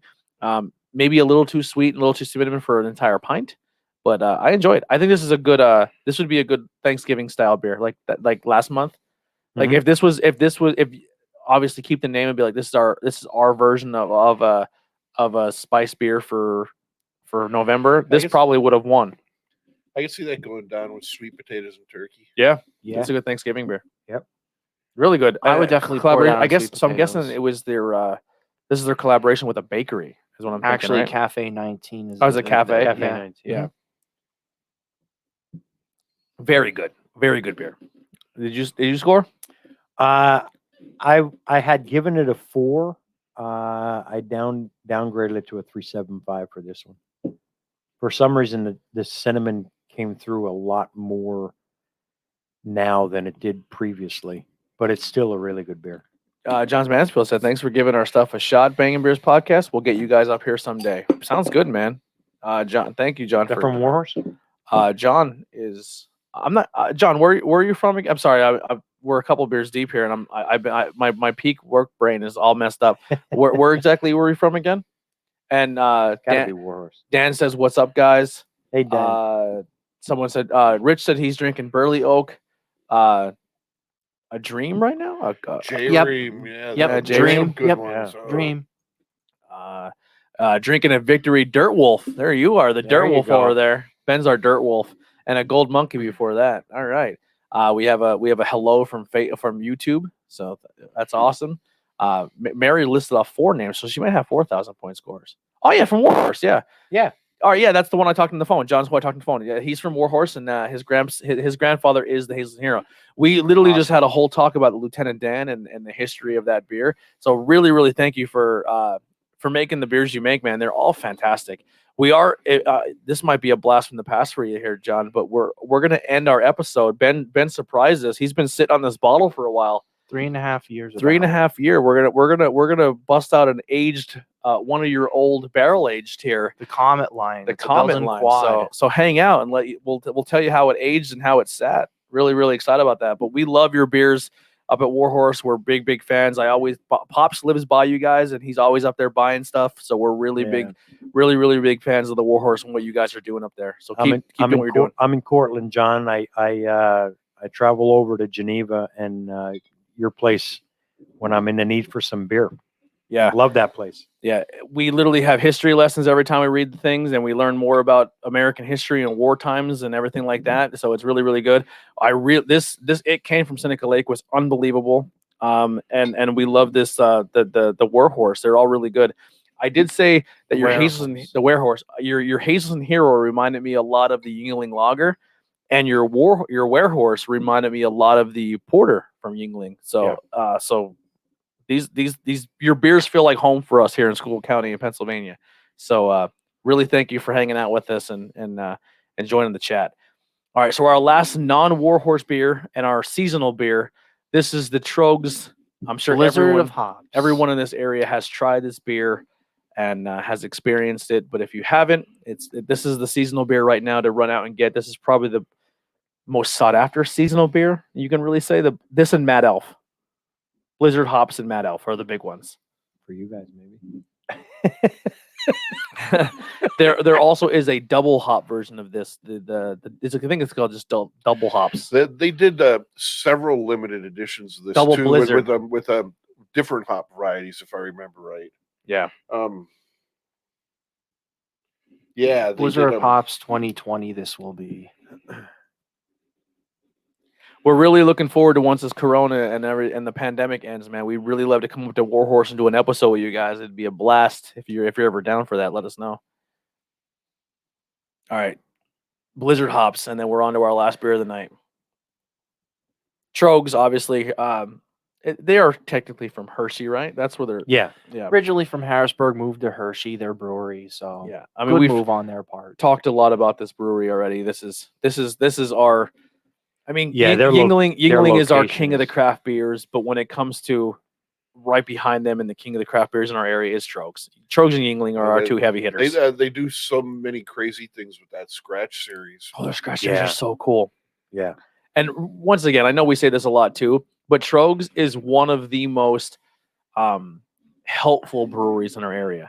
If you are an up and coming brewer, or you're even brewing out of your garage, if you're a brand new business, every single person we've interviewed that's coming up in the Harrisburg, Mechanicsburg, all that area, they literally all said Troggs is the most helpful people. They're like, hey man, we have a lab. Do you need a pallet of hops? Do you need a pallet of grain? Do you need whatever you need? Let us know. We will help you. They're very good people. The right way to go about it. Yeah. Really. Yeah. Like they're top of the mountain. Like they are literally as high as you can get right now in our area for the craft brew scene. And they are so helpful to everyone that's trying to make it up to. They don't like, they're not like cutthroat. They're not like, we're not going to work with you. We're not going to help you. Right. They're literally trying to help every brewery in the area. And it makes me love this brewery more because how helpful they are. Not one person in our area that we've interviewed, even on RF camera, that is making beer in the northeast Pennsylvania area, like the Harrisburg, has anything bad to say about Troggs as a business or how the way they treat other breweries. Right. Yeah. So that's a big thing for us. Blizzard hops. When I first had this, I only checked it in once. The first time I had it, I absolutely loved it. I gave it a 4 or 5. I don't know if I'm that high. I'm gonna be honest. My palate has changed. I've had tons of beers after that. 100 episodes. Yeah, it's 100 episodes. 100 episodes in. And how many I'm the beers? same way. I don't hate it. I bumped it up. You bumped it up. I bumped it up. I'm bumping it down. 4.25 is a high score. Well, I didn't go 4.25. Yeah. Whoa, yeah. I'll just go out to bet 3.75. Wow, that's some Troggs money right there, Tony. Yeah. I had this once before and I rated it a 3. Now I've had it after being indoctrinated into the hop world. I gave it a 3.25. I'm gonna go 3.75 from a 2.4. And that's not still a knock. This is still a fantastic beer. I've yet to have the double blizzard. I haven't had it yet ever, so I would love to try that one. Mhm. It's still a great beer. It's a great holiday beer. I still think it's one of the best in the area that you can get accessible. It's a good beer. 3.75 for me. Mm-hmm. This is actually the 7th one that I've logged, and I'm on the same page as you, 3.75. Again, there's nothing bad you can say about this. This is good stuff. That's yeah, and it's not a slight at all. That's a well above average score on a 5 scale. And this is another one. I could drink this all day. Yeah, it's an all day seasonal. You get a 6-pack of this, go to a party, you're having a good time. Centennial, Galaxy, Chinook, and El Dorado. Yeah, usually, yeah. You've had this before? No, you had this before. You're junior, not me. Oh, this next beer I've had before. Oh, did you? I don't know when. You didn't rate it. I rated it. Probably. You didn't rate it. I didn't. No. This is when I didn't like stouts too. Yeah. No, this is a Belgian quad. We're jumping ahead. Sorry guys, but we're jumping ahead. I was getting ready to put the Warhorse comment line into my Untapped, and I see I had one friend check in, and it was Mr. Anti fucking Stout. Yeah, checked it in, Mr. Dark Beer in July. Yeah, that was you had this at the brewery. That's when you're July. Yeah, but this is a barrel aged one. So this is aged. This is an aged version of that. And so it says when I had this. back. What I said in the thing was too much maple for me. Yeah. I'm not a big besides coffee, the only other adjunct in beer I have a hard time with is maple. If I feel like I'm drinking maple syrup, I have a hard time with it. So I said in the review, I didn't score it. I just said a little too much maple for me. But this is a barrel aged one, so sometimes But how could I not have this? You had to be the one to have it in your, because I would have never had that in my. I never checked it in. When we went there, we got flights, and my Right. flight was all yellow beers, and you probably had this in your flight. I took a sip of it. Why would I not? You know why? We had no cell phone check service. them in. I didn't check We them in took photos. at the brewery, We took photos of our beers because we didn't have cell and phone I service. forgot to fucking check this in. But this is the barrel aged version of it. So please enjoy this beer brewed in 2017 for our 2018 birthday at about 50 degrees to open up notes of caramel, rum-soaked raisin bread, and warm spice. Malts are 2-row Pilsner, Vienna Crystal, hops, NYS, Hallertau. Album pairing, A Love Supreme, John Coltrane. Drink fresh or age at cellar temperature. Drink 1 fresh. to 5 years at 50 to 55 degrees. So we're still in the bar park. Yeah. Yeah, I'm just saying though. I'm just reading it off.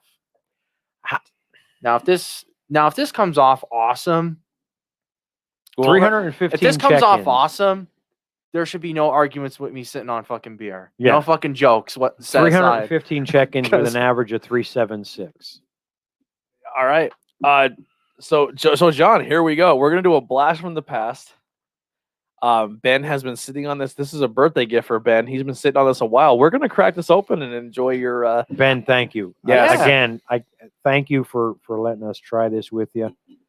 Thanks for 100 episodes, brother. Thank you for 100 episodes. I love you. You I know know we hit 95. I hit only 95 actually. that. Whoa! Oh, we got a little champagne there. Champagne. Champagne. How fitting. Gotcha. Okay. Yeah, grab some paper Yeah, I towels. know. Oh, that's not No, that's not dark at all. that's not dark. That's almost like a lager. It smells fantastic. You know, when that happens, a lot of people right away they're like, "Oh, just get 2 big glasses, and you keep you'll win every time, and you will beat." Oh, that." really? Yeah. We don't have big glasses already available. Wow, that smells so good. It smells fantastic. It's like a candle almost. We just opened that bottle and the whole room smells fantastic right now. Ooh, dates, figs, rum. Oh, baby. I'm excited. I went a little hard on the pour. I get all bourbon when I smell like the bourbon barrel. I don't get any Wow. maple because that was the thing that turned me off when I first tried this. Was a little too much maple. I said so. You know what? I don't know how. I've never had this before. I'm telling you right now, I've never had this before. Yes, you did. I didn't. I would remember this. I would absolutely remember this. Well, for being at three and some odd years old, being aged, it's but he a had totally it in different- July yeah, when so- we went to the Finger So Lakes. they don't have different versions for the years. I Or don't. No, I they don't don't. think. This is good. Yeah, I'm not finding the. I just found the comment line. I don't see it aged like a barrel aged. No, it does say that. It says Belgian quadruple, aged in whiskey barrels for 1 year. Yeah, Fine print. So I'll put it in as a comment line regular, but I mean it is still a quadruple, a 10.3 quadruple. That's tasty. Yeah. Yeah.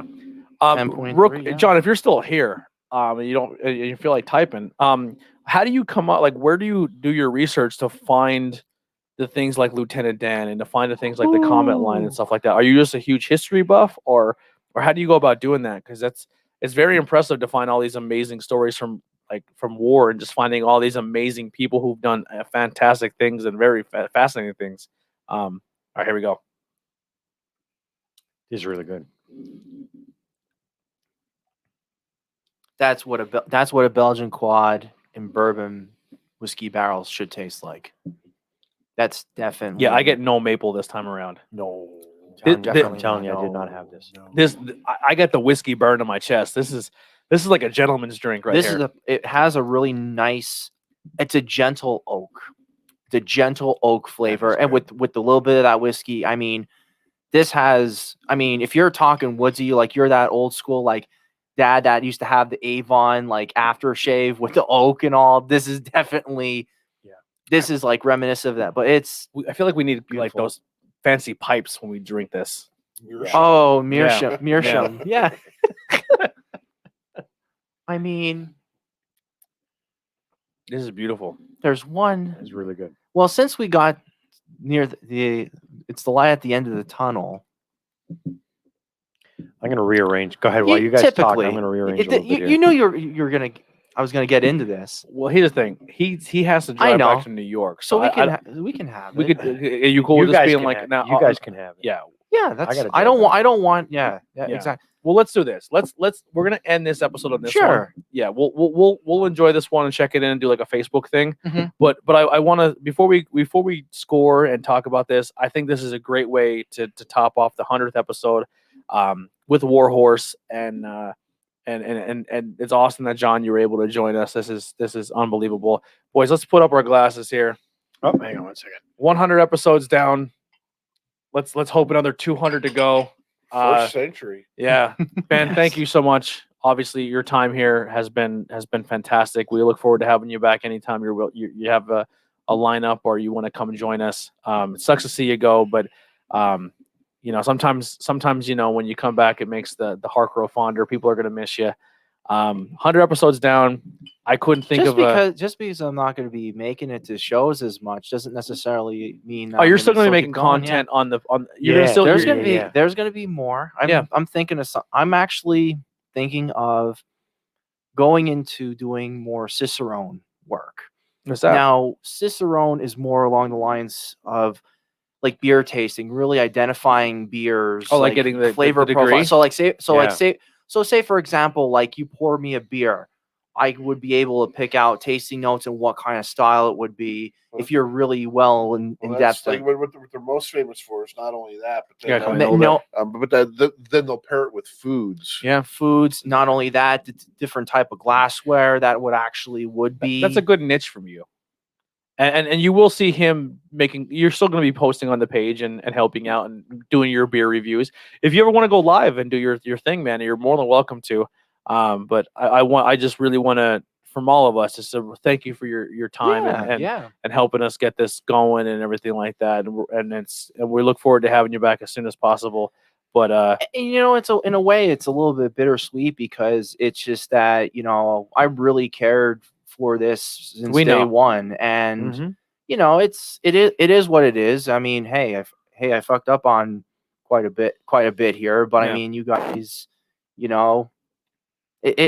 shit happens, and well, sometimes you gotta go back to the drawing board and go from there. That's really what it comes down to. We have nothing but love for you here on Bangin Beers Podcast, the IWP Network. I mean, you were my day one dude, man. When I needed someone to help me run the board for interviews with everyday people, you were here. Not cool in high school. You literally helped me launch this whole network. Mm-hmm. So I have nothing but love for you. You're literally my best friend. I love you to death.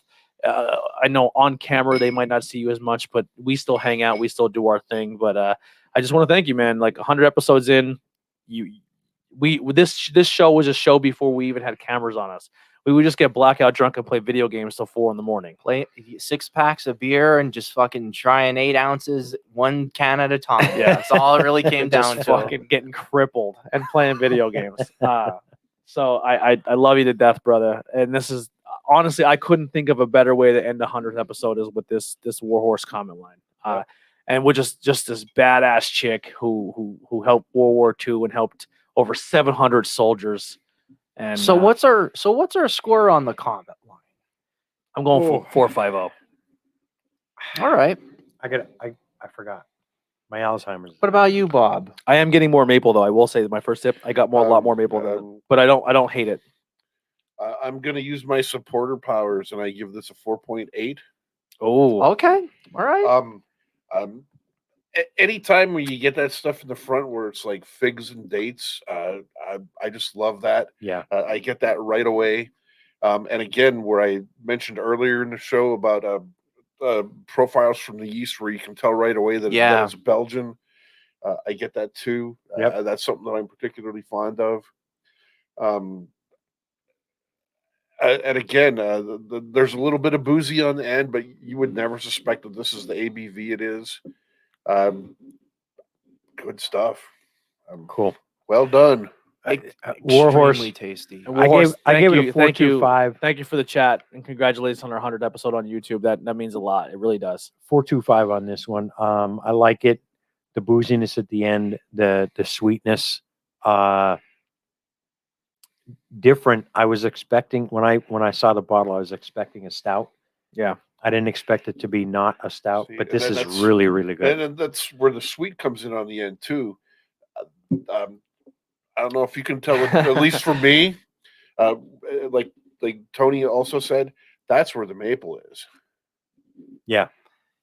I'll tell you what, guys, like it's going to be a little tough because I mean, I'm exercising your fucking taste buds big time. That's you know what? You guys came out from the first episode to 100th episode much better beer drinkers. You're right. Yeah, absolutely. I will picking agree. out different shit, and what else can I say? I mean, It's me. Yeah, I'm a fucking idiot when it comes to this kind of stuff. And I fucking look at this stuff and He's like, a savant. Yeah. well, look. Well, you know what? He's the rain man of beer. He's our Rain rain Man man of of beer. beers. You beat me to it. I'm gonna tell you what. If the proof is in the pudding with me being a good person to get somebody into craft beer. I agree. 100 episodes, people saying about India Pale Ales. Oh, Let me that's tell the you. basic Let me tell you something. white man bitch thing. But I've been posting in the chat in the Facebook page. The community page has been doing very well. The community page. I'll post You guys in are the doing community great. We're page. doing reviews and I stuff. try a beer and I post it, and when I log it into Untapped, I'm thinking, oh my god, I don't have any friends that tried this, right? I have like 2 friends that tried this, and there's not many people that try this, and I post it on the community page, and this fucker will come in and say, oh yeah, that fucking brewery's spot on. They're top of their game on this, and on IPAs and on sours and this. I mean, I don't know of many breweries this guy hasn't tried. Yeah. Bob and Ben are in the same boat. Absolutely. Yeah, Absolutely. I really definitely look. Stories come from all over. I have a stack of Yeah. World War II era magazines from my gramps Yeah. that have some wild stories in them, or books, antique shops, etc. That's John from Warhorse Yep. explaining where he gets the inspiration for his beer, the World War II and the war themed beers. So he gets. Thank you, John. He gets his inspiration from his stories and different. He does his books and research. Does his research. Let me Some ask great you, research. And he pairs it to a music album, which I think is Yeah. awesome. Yeah. I kind of want to ask CCR, John I'm a gonna- question. I'm Do you going to be listening to CCR on the way home now. John, do you still make the comment line yet? That's one And question. it was there when we were there because I checked it in. So I mean that's I missed it. wild. I don't know how I missed it. I missed it. But I mean the fact of the matter is, like, I know with our shows we had how many people say I don't care for IPAs or I don't care for this particular style. See, I And was that an really- IPA hater for a long time. Yeah. It took me a long time to learn. Man. I couldn't. Now I can. There's more and more. I'm getting used to the more and more IPAs. Yeah. Here's the fun fact that Tony didn't know. I'd be fucking grinding my gears seeing what IPAs would actually be worthwhile for the people that were actually trying them for the first time. And he's just like, Ben, what the fuck are you doing? I'm like, I want to set up a good lineup. And that's why I Yeah, always liked, I really got you guys great. You beer, got me really to think real outside the box when fine-tuned. I buy beer. Yeah. So I don't know about you, but the first IPA that I ever had that I actually enjoyed was Dogfish Head's 60 Minute. I think I'm close, Man, but I mine was can't- accumulation, I think. I can't remember the And first then- and then- IPA I had. And then the next one that I can honestly say I enjoyed was Bell's Two Hearted Ale. Mhm. Okay. Oh yeah. And then what I actually, and I don't know if you've ever had it or not, Ben, but the IPA that I think is a perfect introductory level one for someone who isn't ready for all the bitter is to go down to 1787 in Hamburg and try the Fern Schale. Okay. Okay. I say I know Founders we- All Day IPA. We only went there at one point, and we tried a lot of their stuff out. It was after After a wrestling show. After a wrestling show, yeah. 'Cause So, I think you had a gift card or something like that. Yeah. So like that, and the Fern Schale has a kind of neat historical story behind it too. Mhm. Is you remember the movie A League of Their Own with Yeah. Tom Hanks and all the Yeah. No Crying in yeah, Baseball. Gina Davis. So yeah.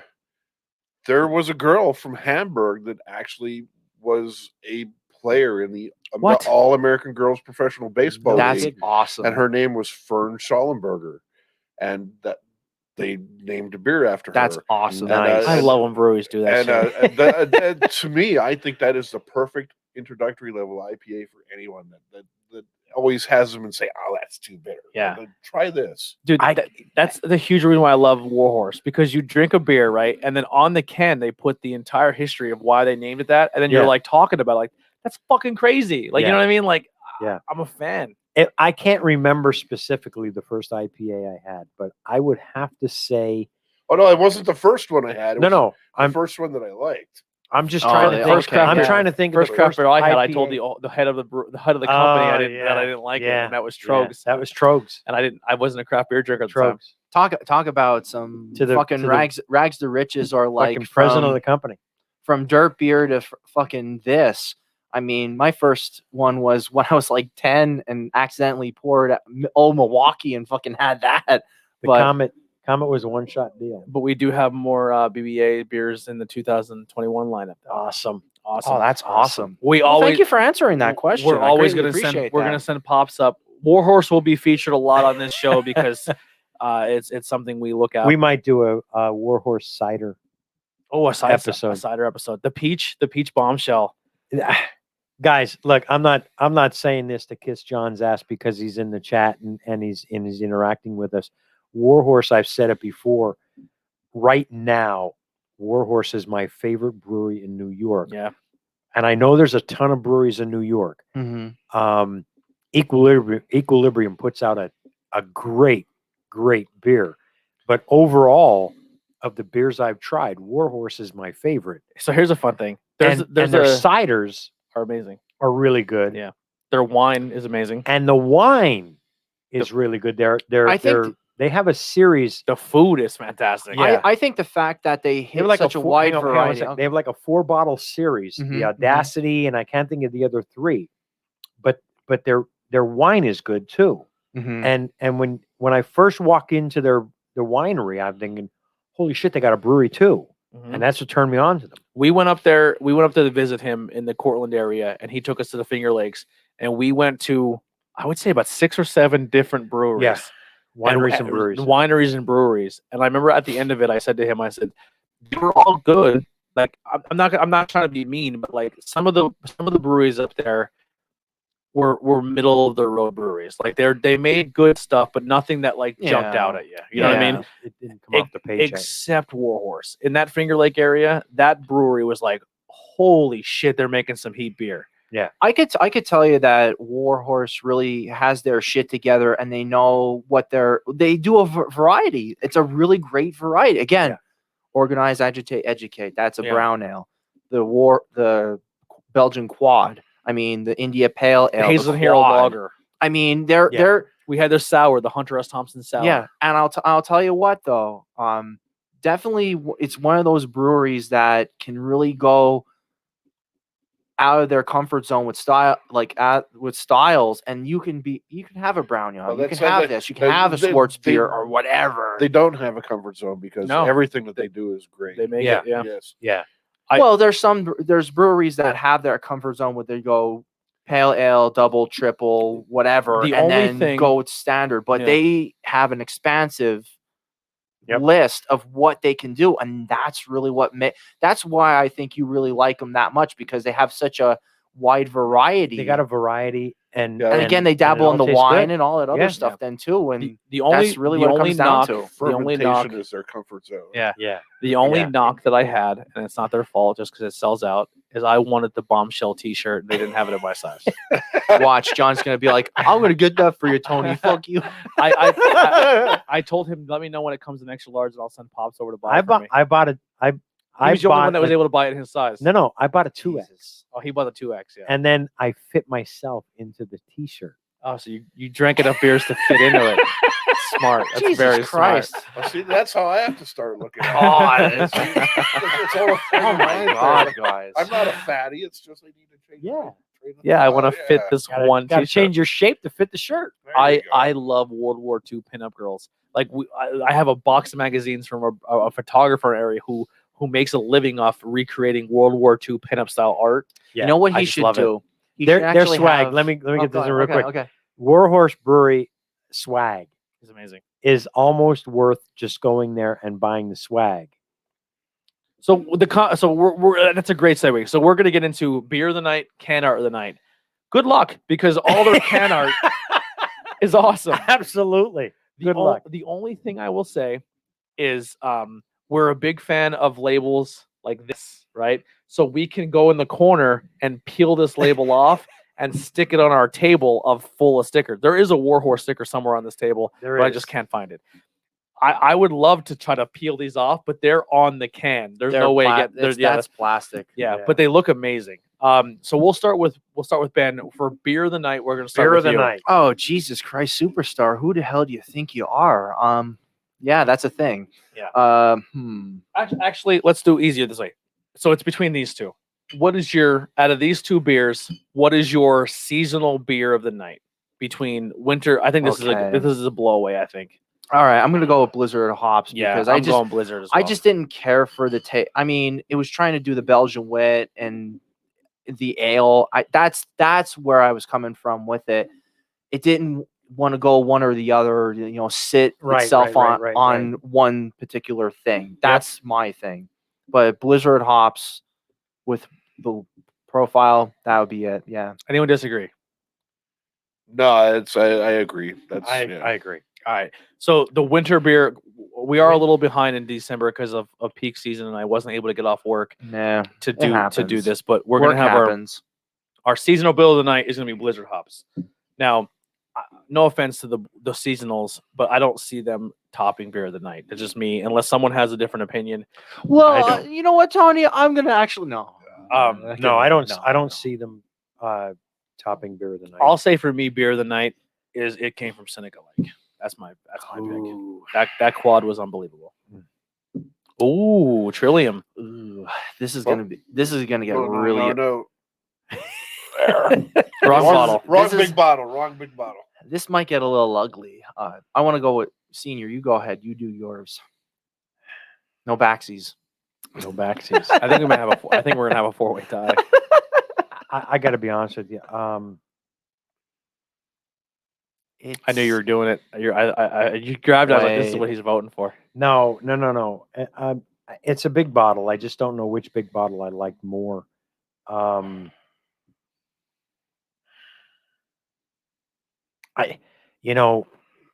it pours like motor oil, I'm in. Ooh, Trillium. So I got to go with the Trillium for the beer of the night.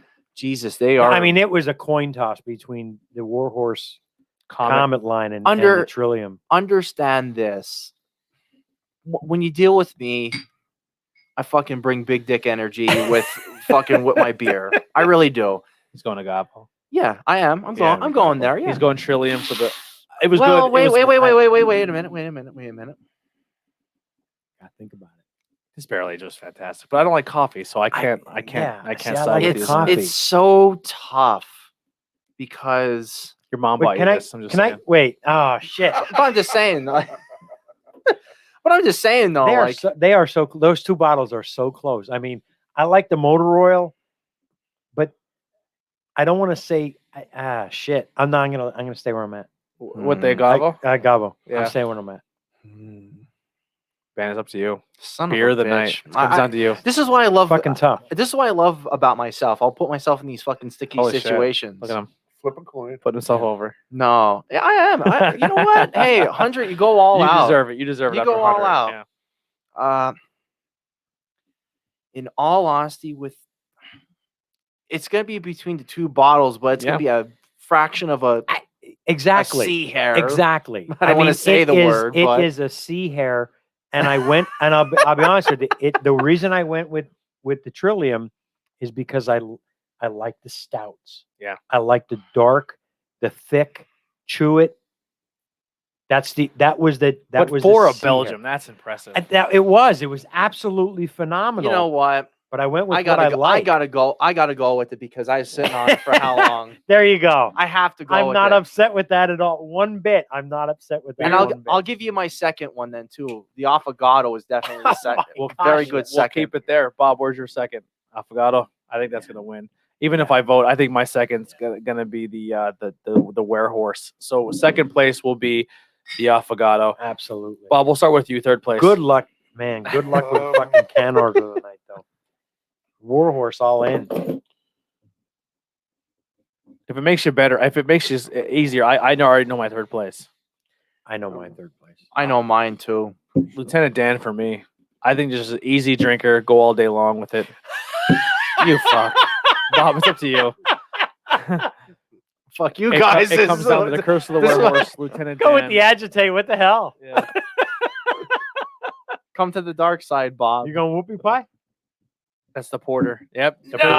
Curse of the Warhorse wins third place. So we have our first, second, and third. Warhorse takes first and third. Trillium takes second.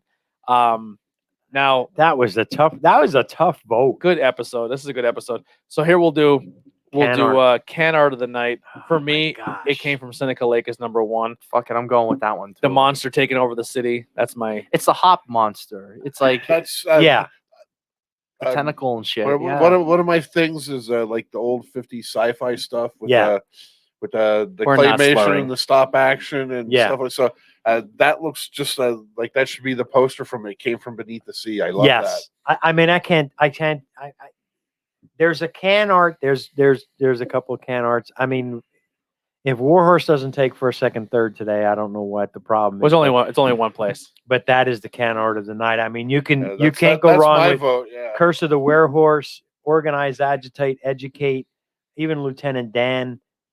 They all fit Lieutenant beer. Dan. Lieutenant Dan is the story of the night. the story of the night. Yeah. But I mean, if you can't see, pick that- Warhorse as the there's label two of the good night, stories of the night there. Yeah, too. Yeah. The comment line and Lieutenant Dan. the 19th Amendment with the women voting, their can art is just phenomenal. What would you say is You're your? literally going to drunk history with Warhorse beer. We are having drunk history. And then And our, I mean, hell, even Comment the line? comment line, you got some history in there. absolutely. I personally like the comment line because it really makes it look extravagant. And it has some like it has a lot going on Warehouse. for it. So like it has like He said we're slurring, but we're not. We're just trying not to pronounce our S's and P's when we Yeah. on the microphone. S's and P's. S's and P's. Shout out to Pete, Furry. Garnet, and Justin, the production geniuses. Nobody cares about a fun label with if the liquid sucks. So there's the guy giving out his shout out to his brewers saying, Absolutely. so no matter what you put on a can or what you name it, if the beer inside isn't good, nobody gives a shit. And I That is absolutely- legitimately true. Over 100 episodes, I would certainly say there were some really great can art, but at the same time, dog shit beer sometimes. Yeah. Yeah. I mean, I'm not saying dog shit. I mean, Andy's really critical you on already Evil did. Genius. Andy's critical on Evil Genius. He says you have great names and great everything, but he says I'm not a fan of what's in your bottle. and Yeah. well, our infamous episode of Omnipolo. Omnipolo took a beating. Yeah, Oh, they ran up and down think- the flag. I think Frog? what killed Omnipolo is they charge way too much, and what they there's charge, a lot. what they charge, and what you can get from another brewery for a cheaper See, I price. think they do some really good stuff on collaborations though. Yeah, They do, but they yeah. charge we went to Ben dropped a lot of money in this Omnipolo thing, and we're like, how much did you spend on all these beers? And we drank them. We're like, we can get these same beers somewhere else cheaper. Yeah, Yeah. the Bresky Yeah, like, one. oh, Bresky, Go, forget it. Go to Dunbar. Yeah, Oh, but I'll tell you what though. From that episode, I think we got a little bit of the high off of Equilibrium because I had a pineapple saison Yeah. that But we broke out. before we jump into. too far in this. So our Yeah. last category of the night is name of the night. I'm tough here. I'm torn between these three. I'm gonna be honest, but if I had to pick, the punk rock in me, I like Organize, Agitate, Educate. That's my can name of the night. But I was tied I'll tell between ya. that and Lieutenant Dan. It's a unique agitate. Yeah. Organize, Organize, Yeah, there's- Agitate, Educate is Uh, unique. well, for name. One of I'll the give few you a reason why. online communities that I participate in. My tag when I make forum posts is agile, mobile, hostile. That just makes me think of that. Yeah, is that your vote?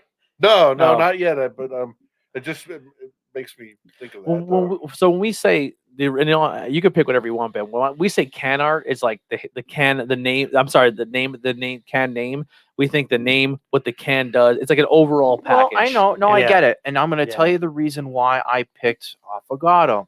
So if somebody says Affogato, what the fuck is that? You have literally what an Affogato coffee is But and all that. Then my too. argument will be compared to these three, these two at least, or even the comment line where it's a name.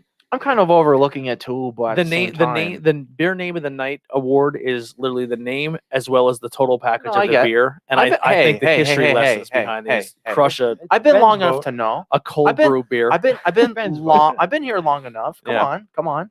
All right, so your vote, Bob. That would have been a Yeah, close that's second, close. just solely because. But if anyone ever was wondering what that typically is, it's literally right in front of you and actually illustrated. And I like Trillium's art too. I like that, like very simple. All right. So the grayscale all done up. Name of the night. I got to be honest with you. I'm down to these three.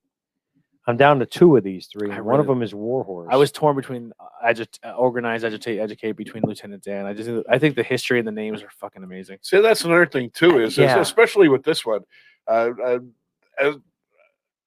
We may not realize it here as a group sitting at the table, but when it comes to history, we as Americans are pretty self-centered, and we forget that like there was a whole other world that existed around us for 5,000 years or whatever, you know. And, organize, agitate, educate is a Susan B. Anthony line, a Rochester hero. So Rochester, New York hero. Fun fact. So I'm gonna go. You can flip again. This is splitting hairs between beers, but I'm gonna go with the Comet line. Comet line wins beer name of the night. I think that's the first one that ever won a double award. Yeah, double award. Yeah.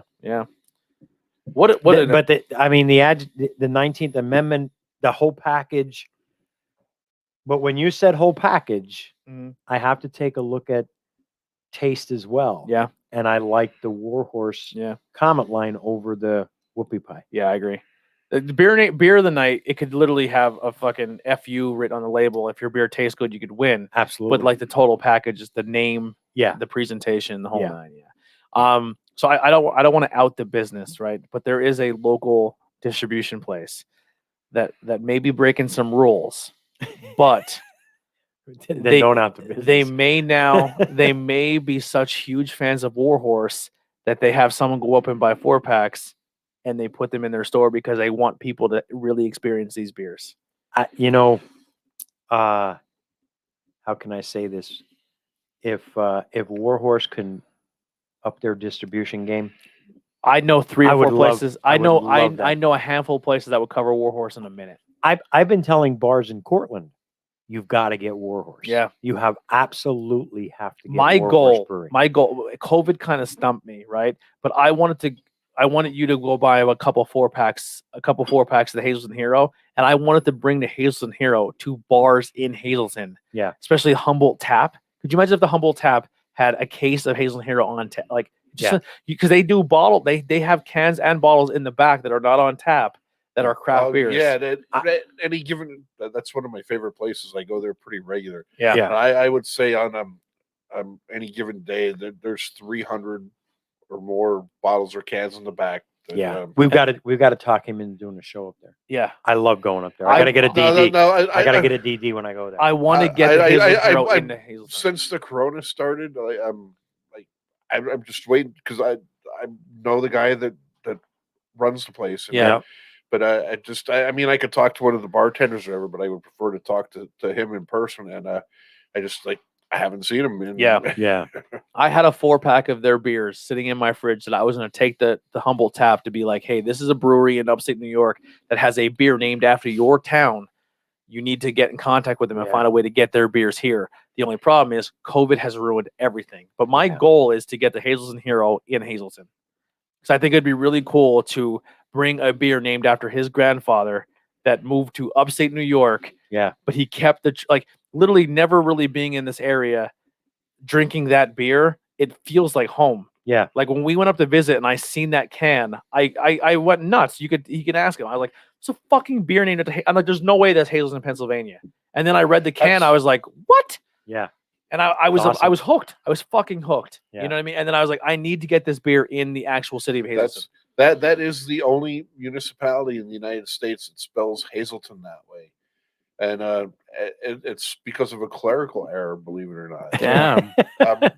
It was supposed to be hazel, like a hazelnut tree. And whoever it was in Harrisburg that day, he spelled hazel wrong, and that was it. Yeah. John says, "Keep bothering the Commonwealth. We'll make our way to the Keystone eventually." There you go. Listen, awesome. we're gonna do all we can to help that process along. We love your beers. We love the fact that you're an extension of your. I said this on the phone.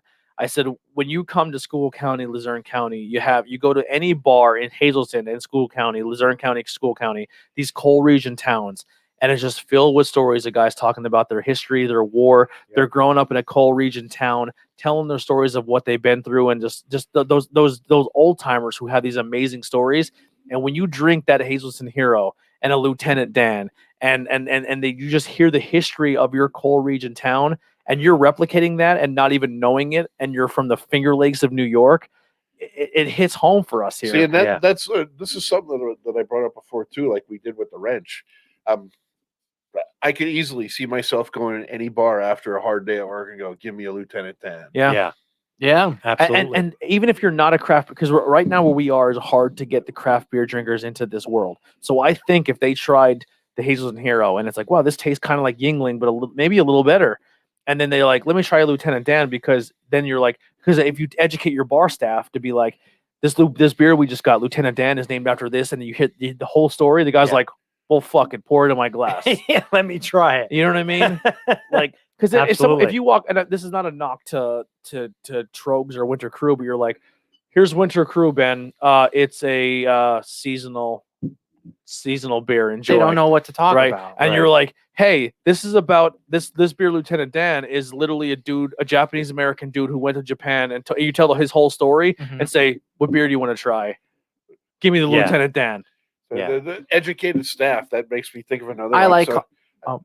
I was at some place in July. It was in the middle of July, and they have a printed beer list, and it says at the very bottom, after it lists all the starts with the drafts and the bottles and cans, and then it says ask about our seasonal specialties. So when the girl comes back up and asks me what I want, I was like, what are your seasonal specialties? She's like, oh, well, we don't have any, but we just put the shandy on tap yesterday. Yeah. Yeah, well, that's your summer seasonal. Yeah.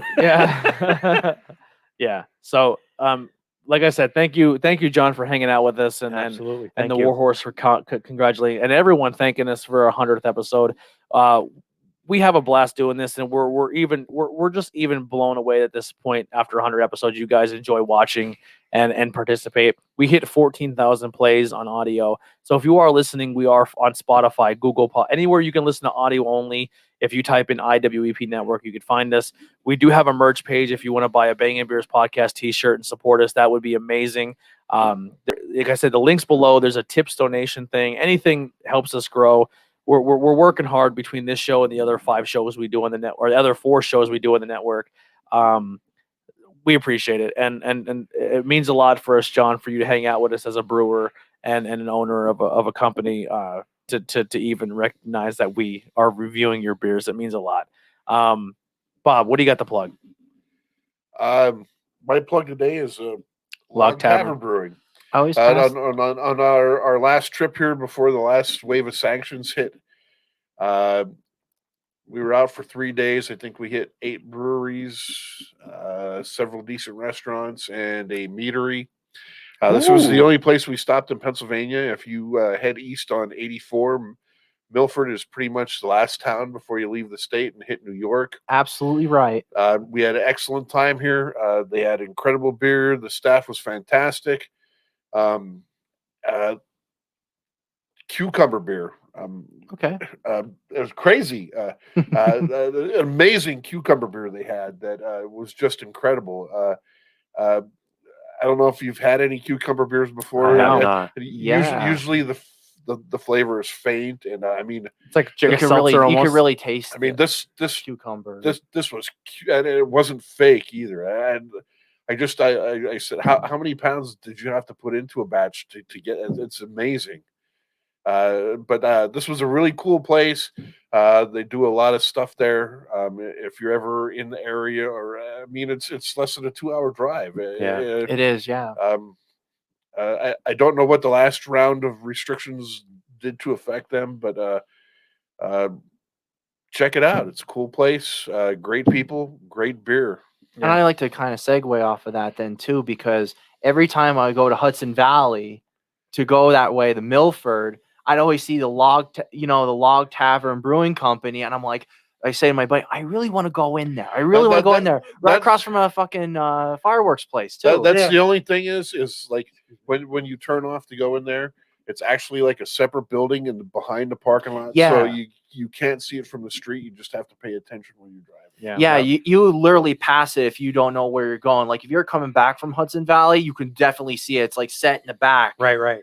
So yeah, I know exactly what you're talking. That's why I was like kind of tickled about that. And they had a really good cider there too. Ooh. I had actually got some cans, but you know, it ended up being almost a month to the next show, and I didn't want to sit on them and let them go flat. So unfortunately, I don't have any of their stuff with me left. No, to bring we'll in, definitely do it. Yeah, the new changes push us back a little bit December. We'll bounce back strong in January.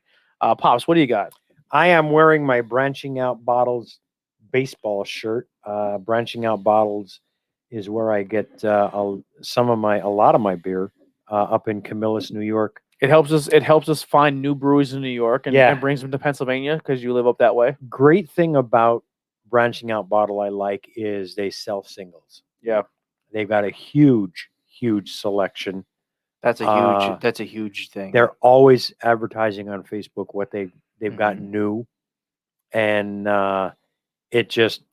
Costco's right there too, so that helps. Yeah. And then, but great staff. The woman and her husband own it. They're super friendly. We have a branching out sticker somewhere on the table too. You do, yeah. And their dog is just freaking awesome. So my plug is Branching Out Bottle. Branching Out is awesome, and they have a dog. Yes, John says, "Yep, yeah, awesome dog. He greets you when you walk in. He'll come from behind the counter all the way at the other end of the store, and he'll come up and greet you, pet him, and then he walks away. Sounds like an amazing place. Yeah, he walks away. If there's a dog, I'm in. A beer goof. Yeah. And they just have an awesome selection. Yeah. My plug is going to be Pilgaroo Brewing Company. I'm wearing their brand new Kickstarter shirt. I got mine in. They're a brewery opening in Pottsville, Pennsylvania. So not only do we have Yingling, but Pilgaroo and then Black Rock Brewing Company is coming. So we have three breweries in the School County opening up. Awesome. Two more in School County opening up. So we're branching out, I guess you can say. Branching out. Man, with the puns, Jesus Christ! So we're really excited. Every time we've had Pilgaroo on the show, they've done very well. Even when we took our show to New York and we did a collaboration with another beer podcast, they love their beer. So we're really excited for them to open up finally and go from a garage business to now owning a business and doing their thing. So shout out to Pilgaroo Brewing Company. I'm gonna hop in on that one too and say I can't wait for the day that I can get a 6-pack to go with Sissy Milk. Yeah. They make a beer of Gears Iced Tea. I can't wait for that. The Rattler. And we're going to end the show, Ben, with your plugs. What do you got? Oh boy. Well, as I kind of hinted before, I'm actually going to try and go for some certification of that. I think that's a good move for you. Good move. Not only that, I'll be around. Yeah. I think I kind of want to branch out. No pun intended. Yeah. Kind of want to branch out, do my own thing, and try and get some people in the craft beer, if they never really cared for it, they're like, hey Ben, I want to try out some good shit. What do you got? And I can kind of go from there because, well, one, I have too much beer in my fucking fridge. You have a lot of beer. And two, it's better to never have too much beer. Oh, go to Ben's house. He has too much beer. Yeah. I was almost going to bring a Belgian triple from Parish, which was supposed to be like a decadent, like a banana pudding, one. But I'm like, no, I'll go with these. I'll go with the three that I brought here. So that's not a big deal. But I really want to get people into the craft and really pick out some different stuff. Because I mean, teaching people how to actually what to pick out, what to look for when it comes to a beer. I really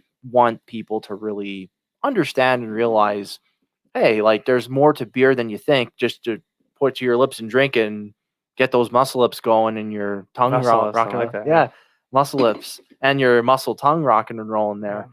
But no, seriously though, like I do not feel ashamed whatsoever with you guys. And Bob, I know I only met you throughout here and how many episodes that you were on. But I mean, maybe close to 20 now. I was thinking rolling with the 20 episodes, but Jesus Christ, I thought you're all right, man. You're always all right. But no, seriously though, guys, like I'll be around, and when the time comes, maybe you'll see me a little bit more. I don't know. Yeah. We love you to death. And just in closing, we want to say if you are listening to this, and no matter where you are in the world or where you are right now, obviously COVID's a serious thing, and it's taking people out, and it's hindering local business. It's hurting small business, and it's not our local government's trying to hurt people or kill people. But it comes down to us. If you have a couple extra bucks and you're a beer drinker or a craft beer drinker, go support your small business. Go out to a brewery, buy a 4-pack to go. If they have food to go, help out. Even tip them big time too. Yeah. Like it's because once this is over, maybe those bars might be around anymore because they didn't get that business. So if you have a local bar in your area that's serving food to go get a dozen wings and a 4-pack to go of beer. Help them keep their bills paid. It is a huge hit for them not to have people inside. Do what you can to help your local small businesses, and definitely because we're banging beers, help your local beer business. It's very, very important. And once again, we want to thank you guys for 100 episodes. Even if you're joining us on this episode or 2 episodes ago or 3 episodes ago, welcome to the family. We love you guys hanging out with us. That'll do it for Bangin' Beers Podcast. Here's some Max Bolton. We're out of here. Bangin' beers, time to bang some beers. Bangin' beers, time to bang some beers. If you got some beers to bring, you know we're always down to hang. 1 or 2 or 3 more, come see what we've got in store. A beer for you and a beer for me, 1 and 1, and that makes 3. So if you think you're down to hang, come and join the bangin' gang.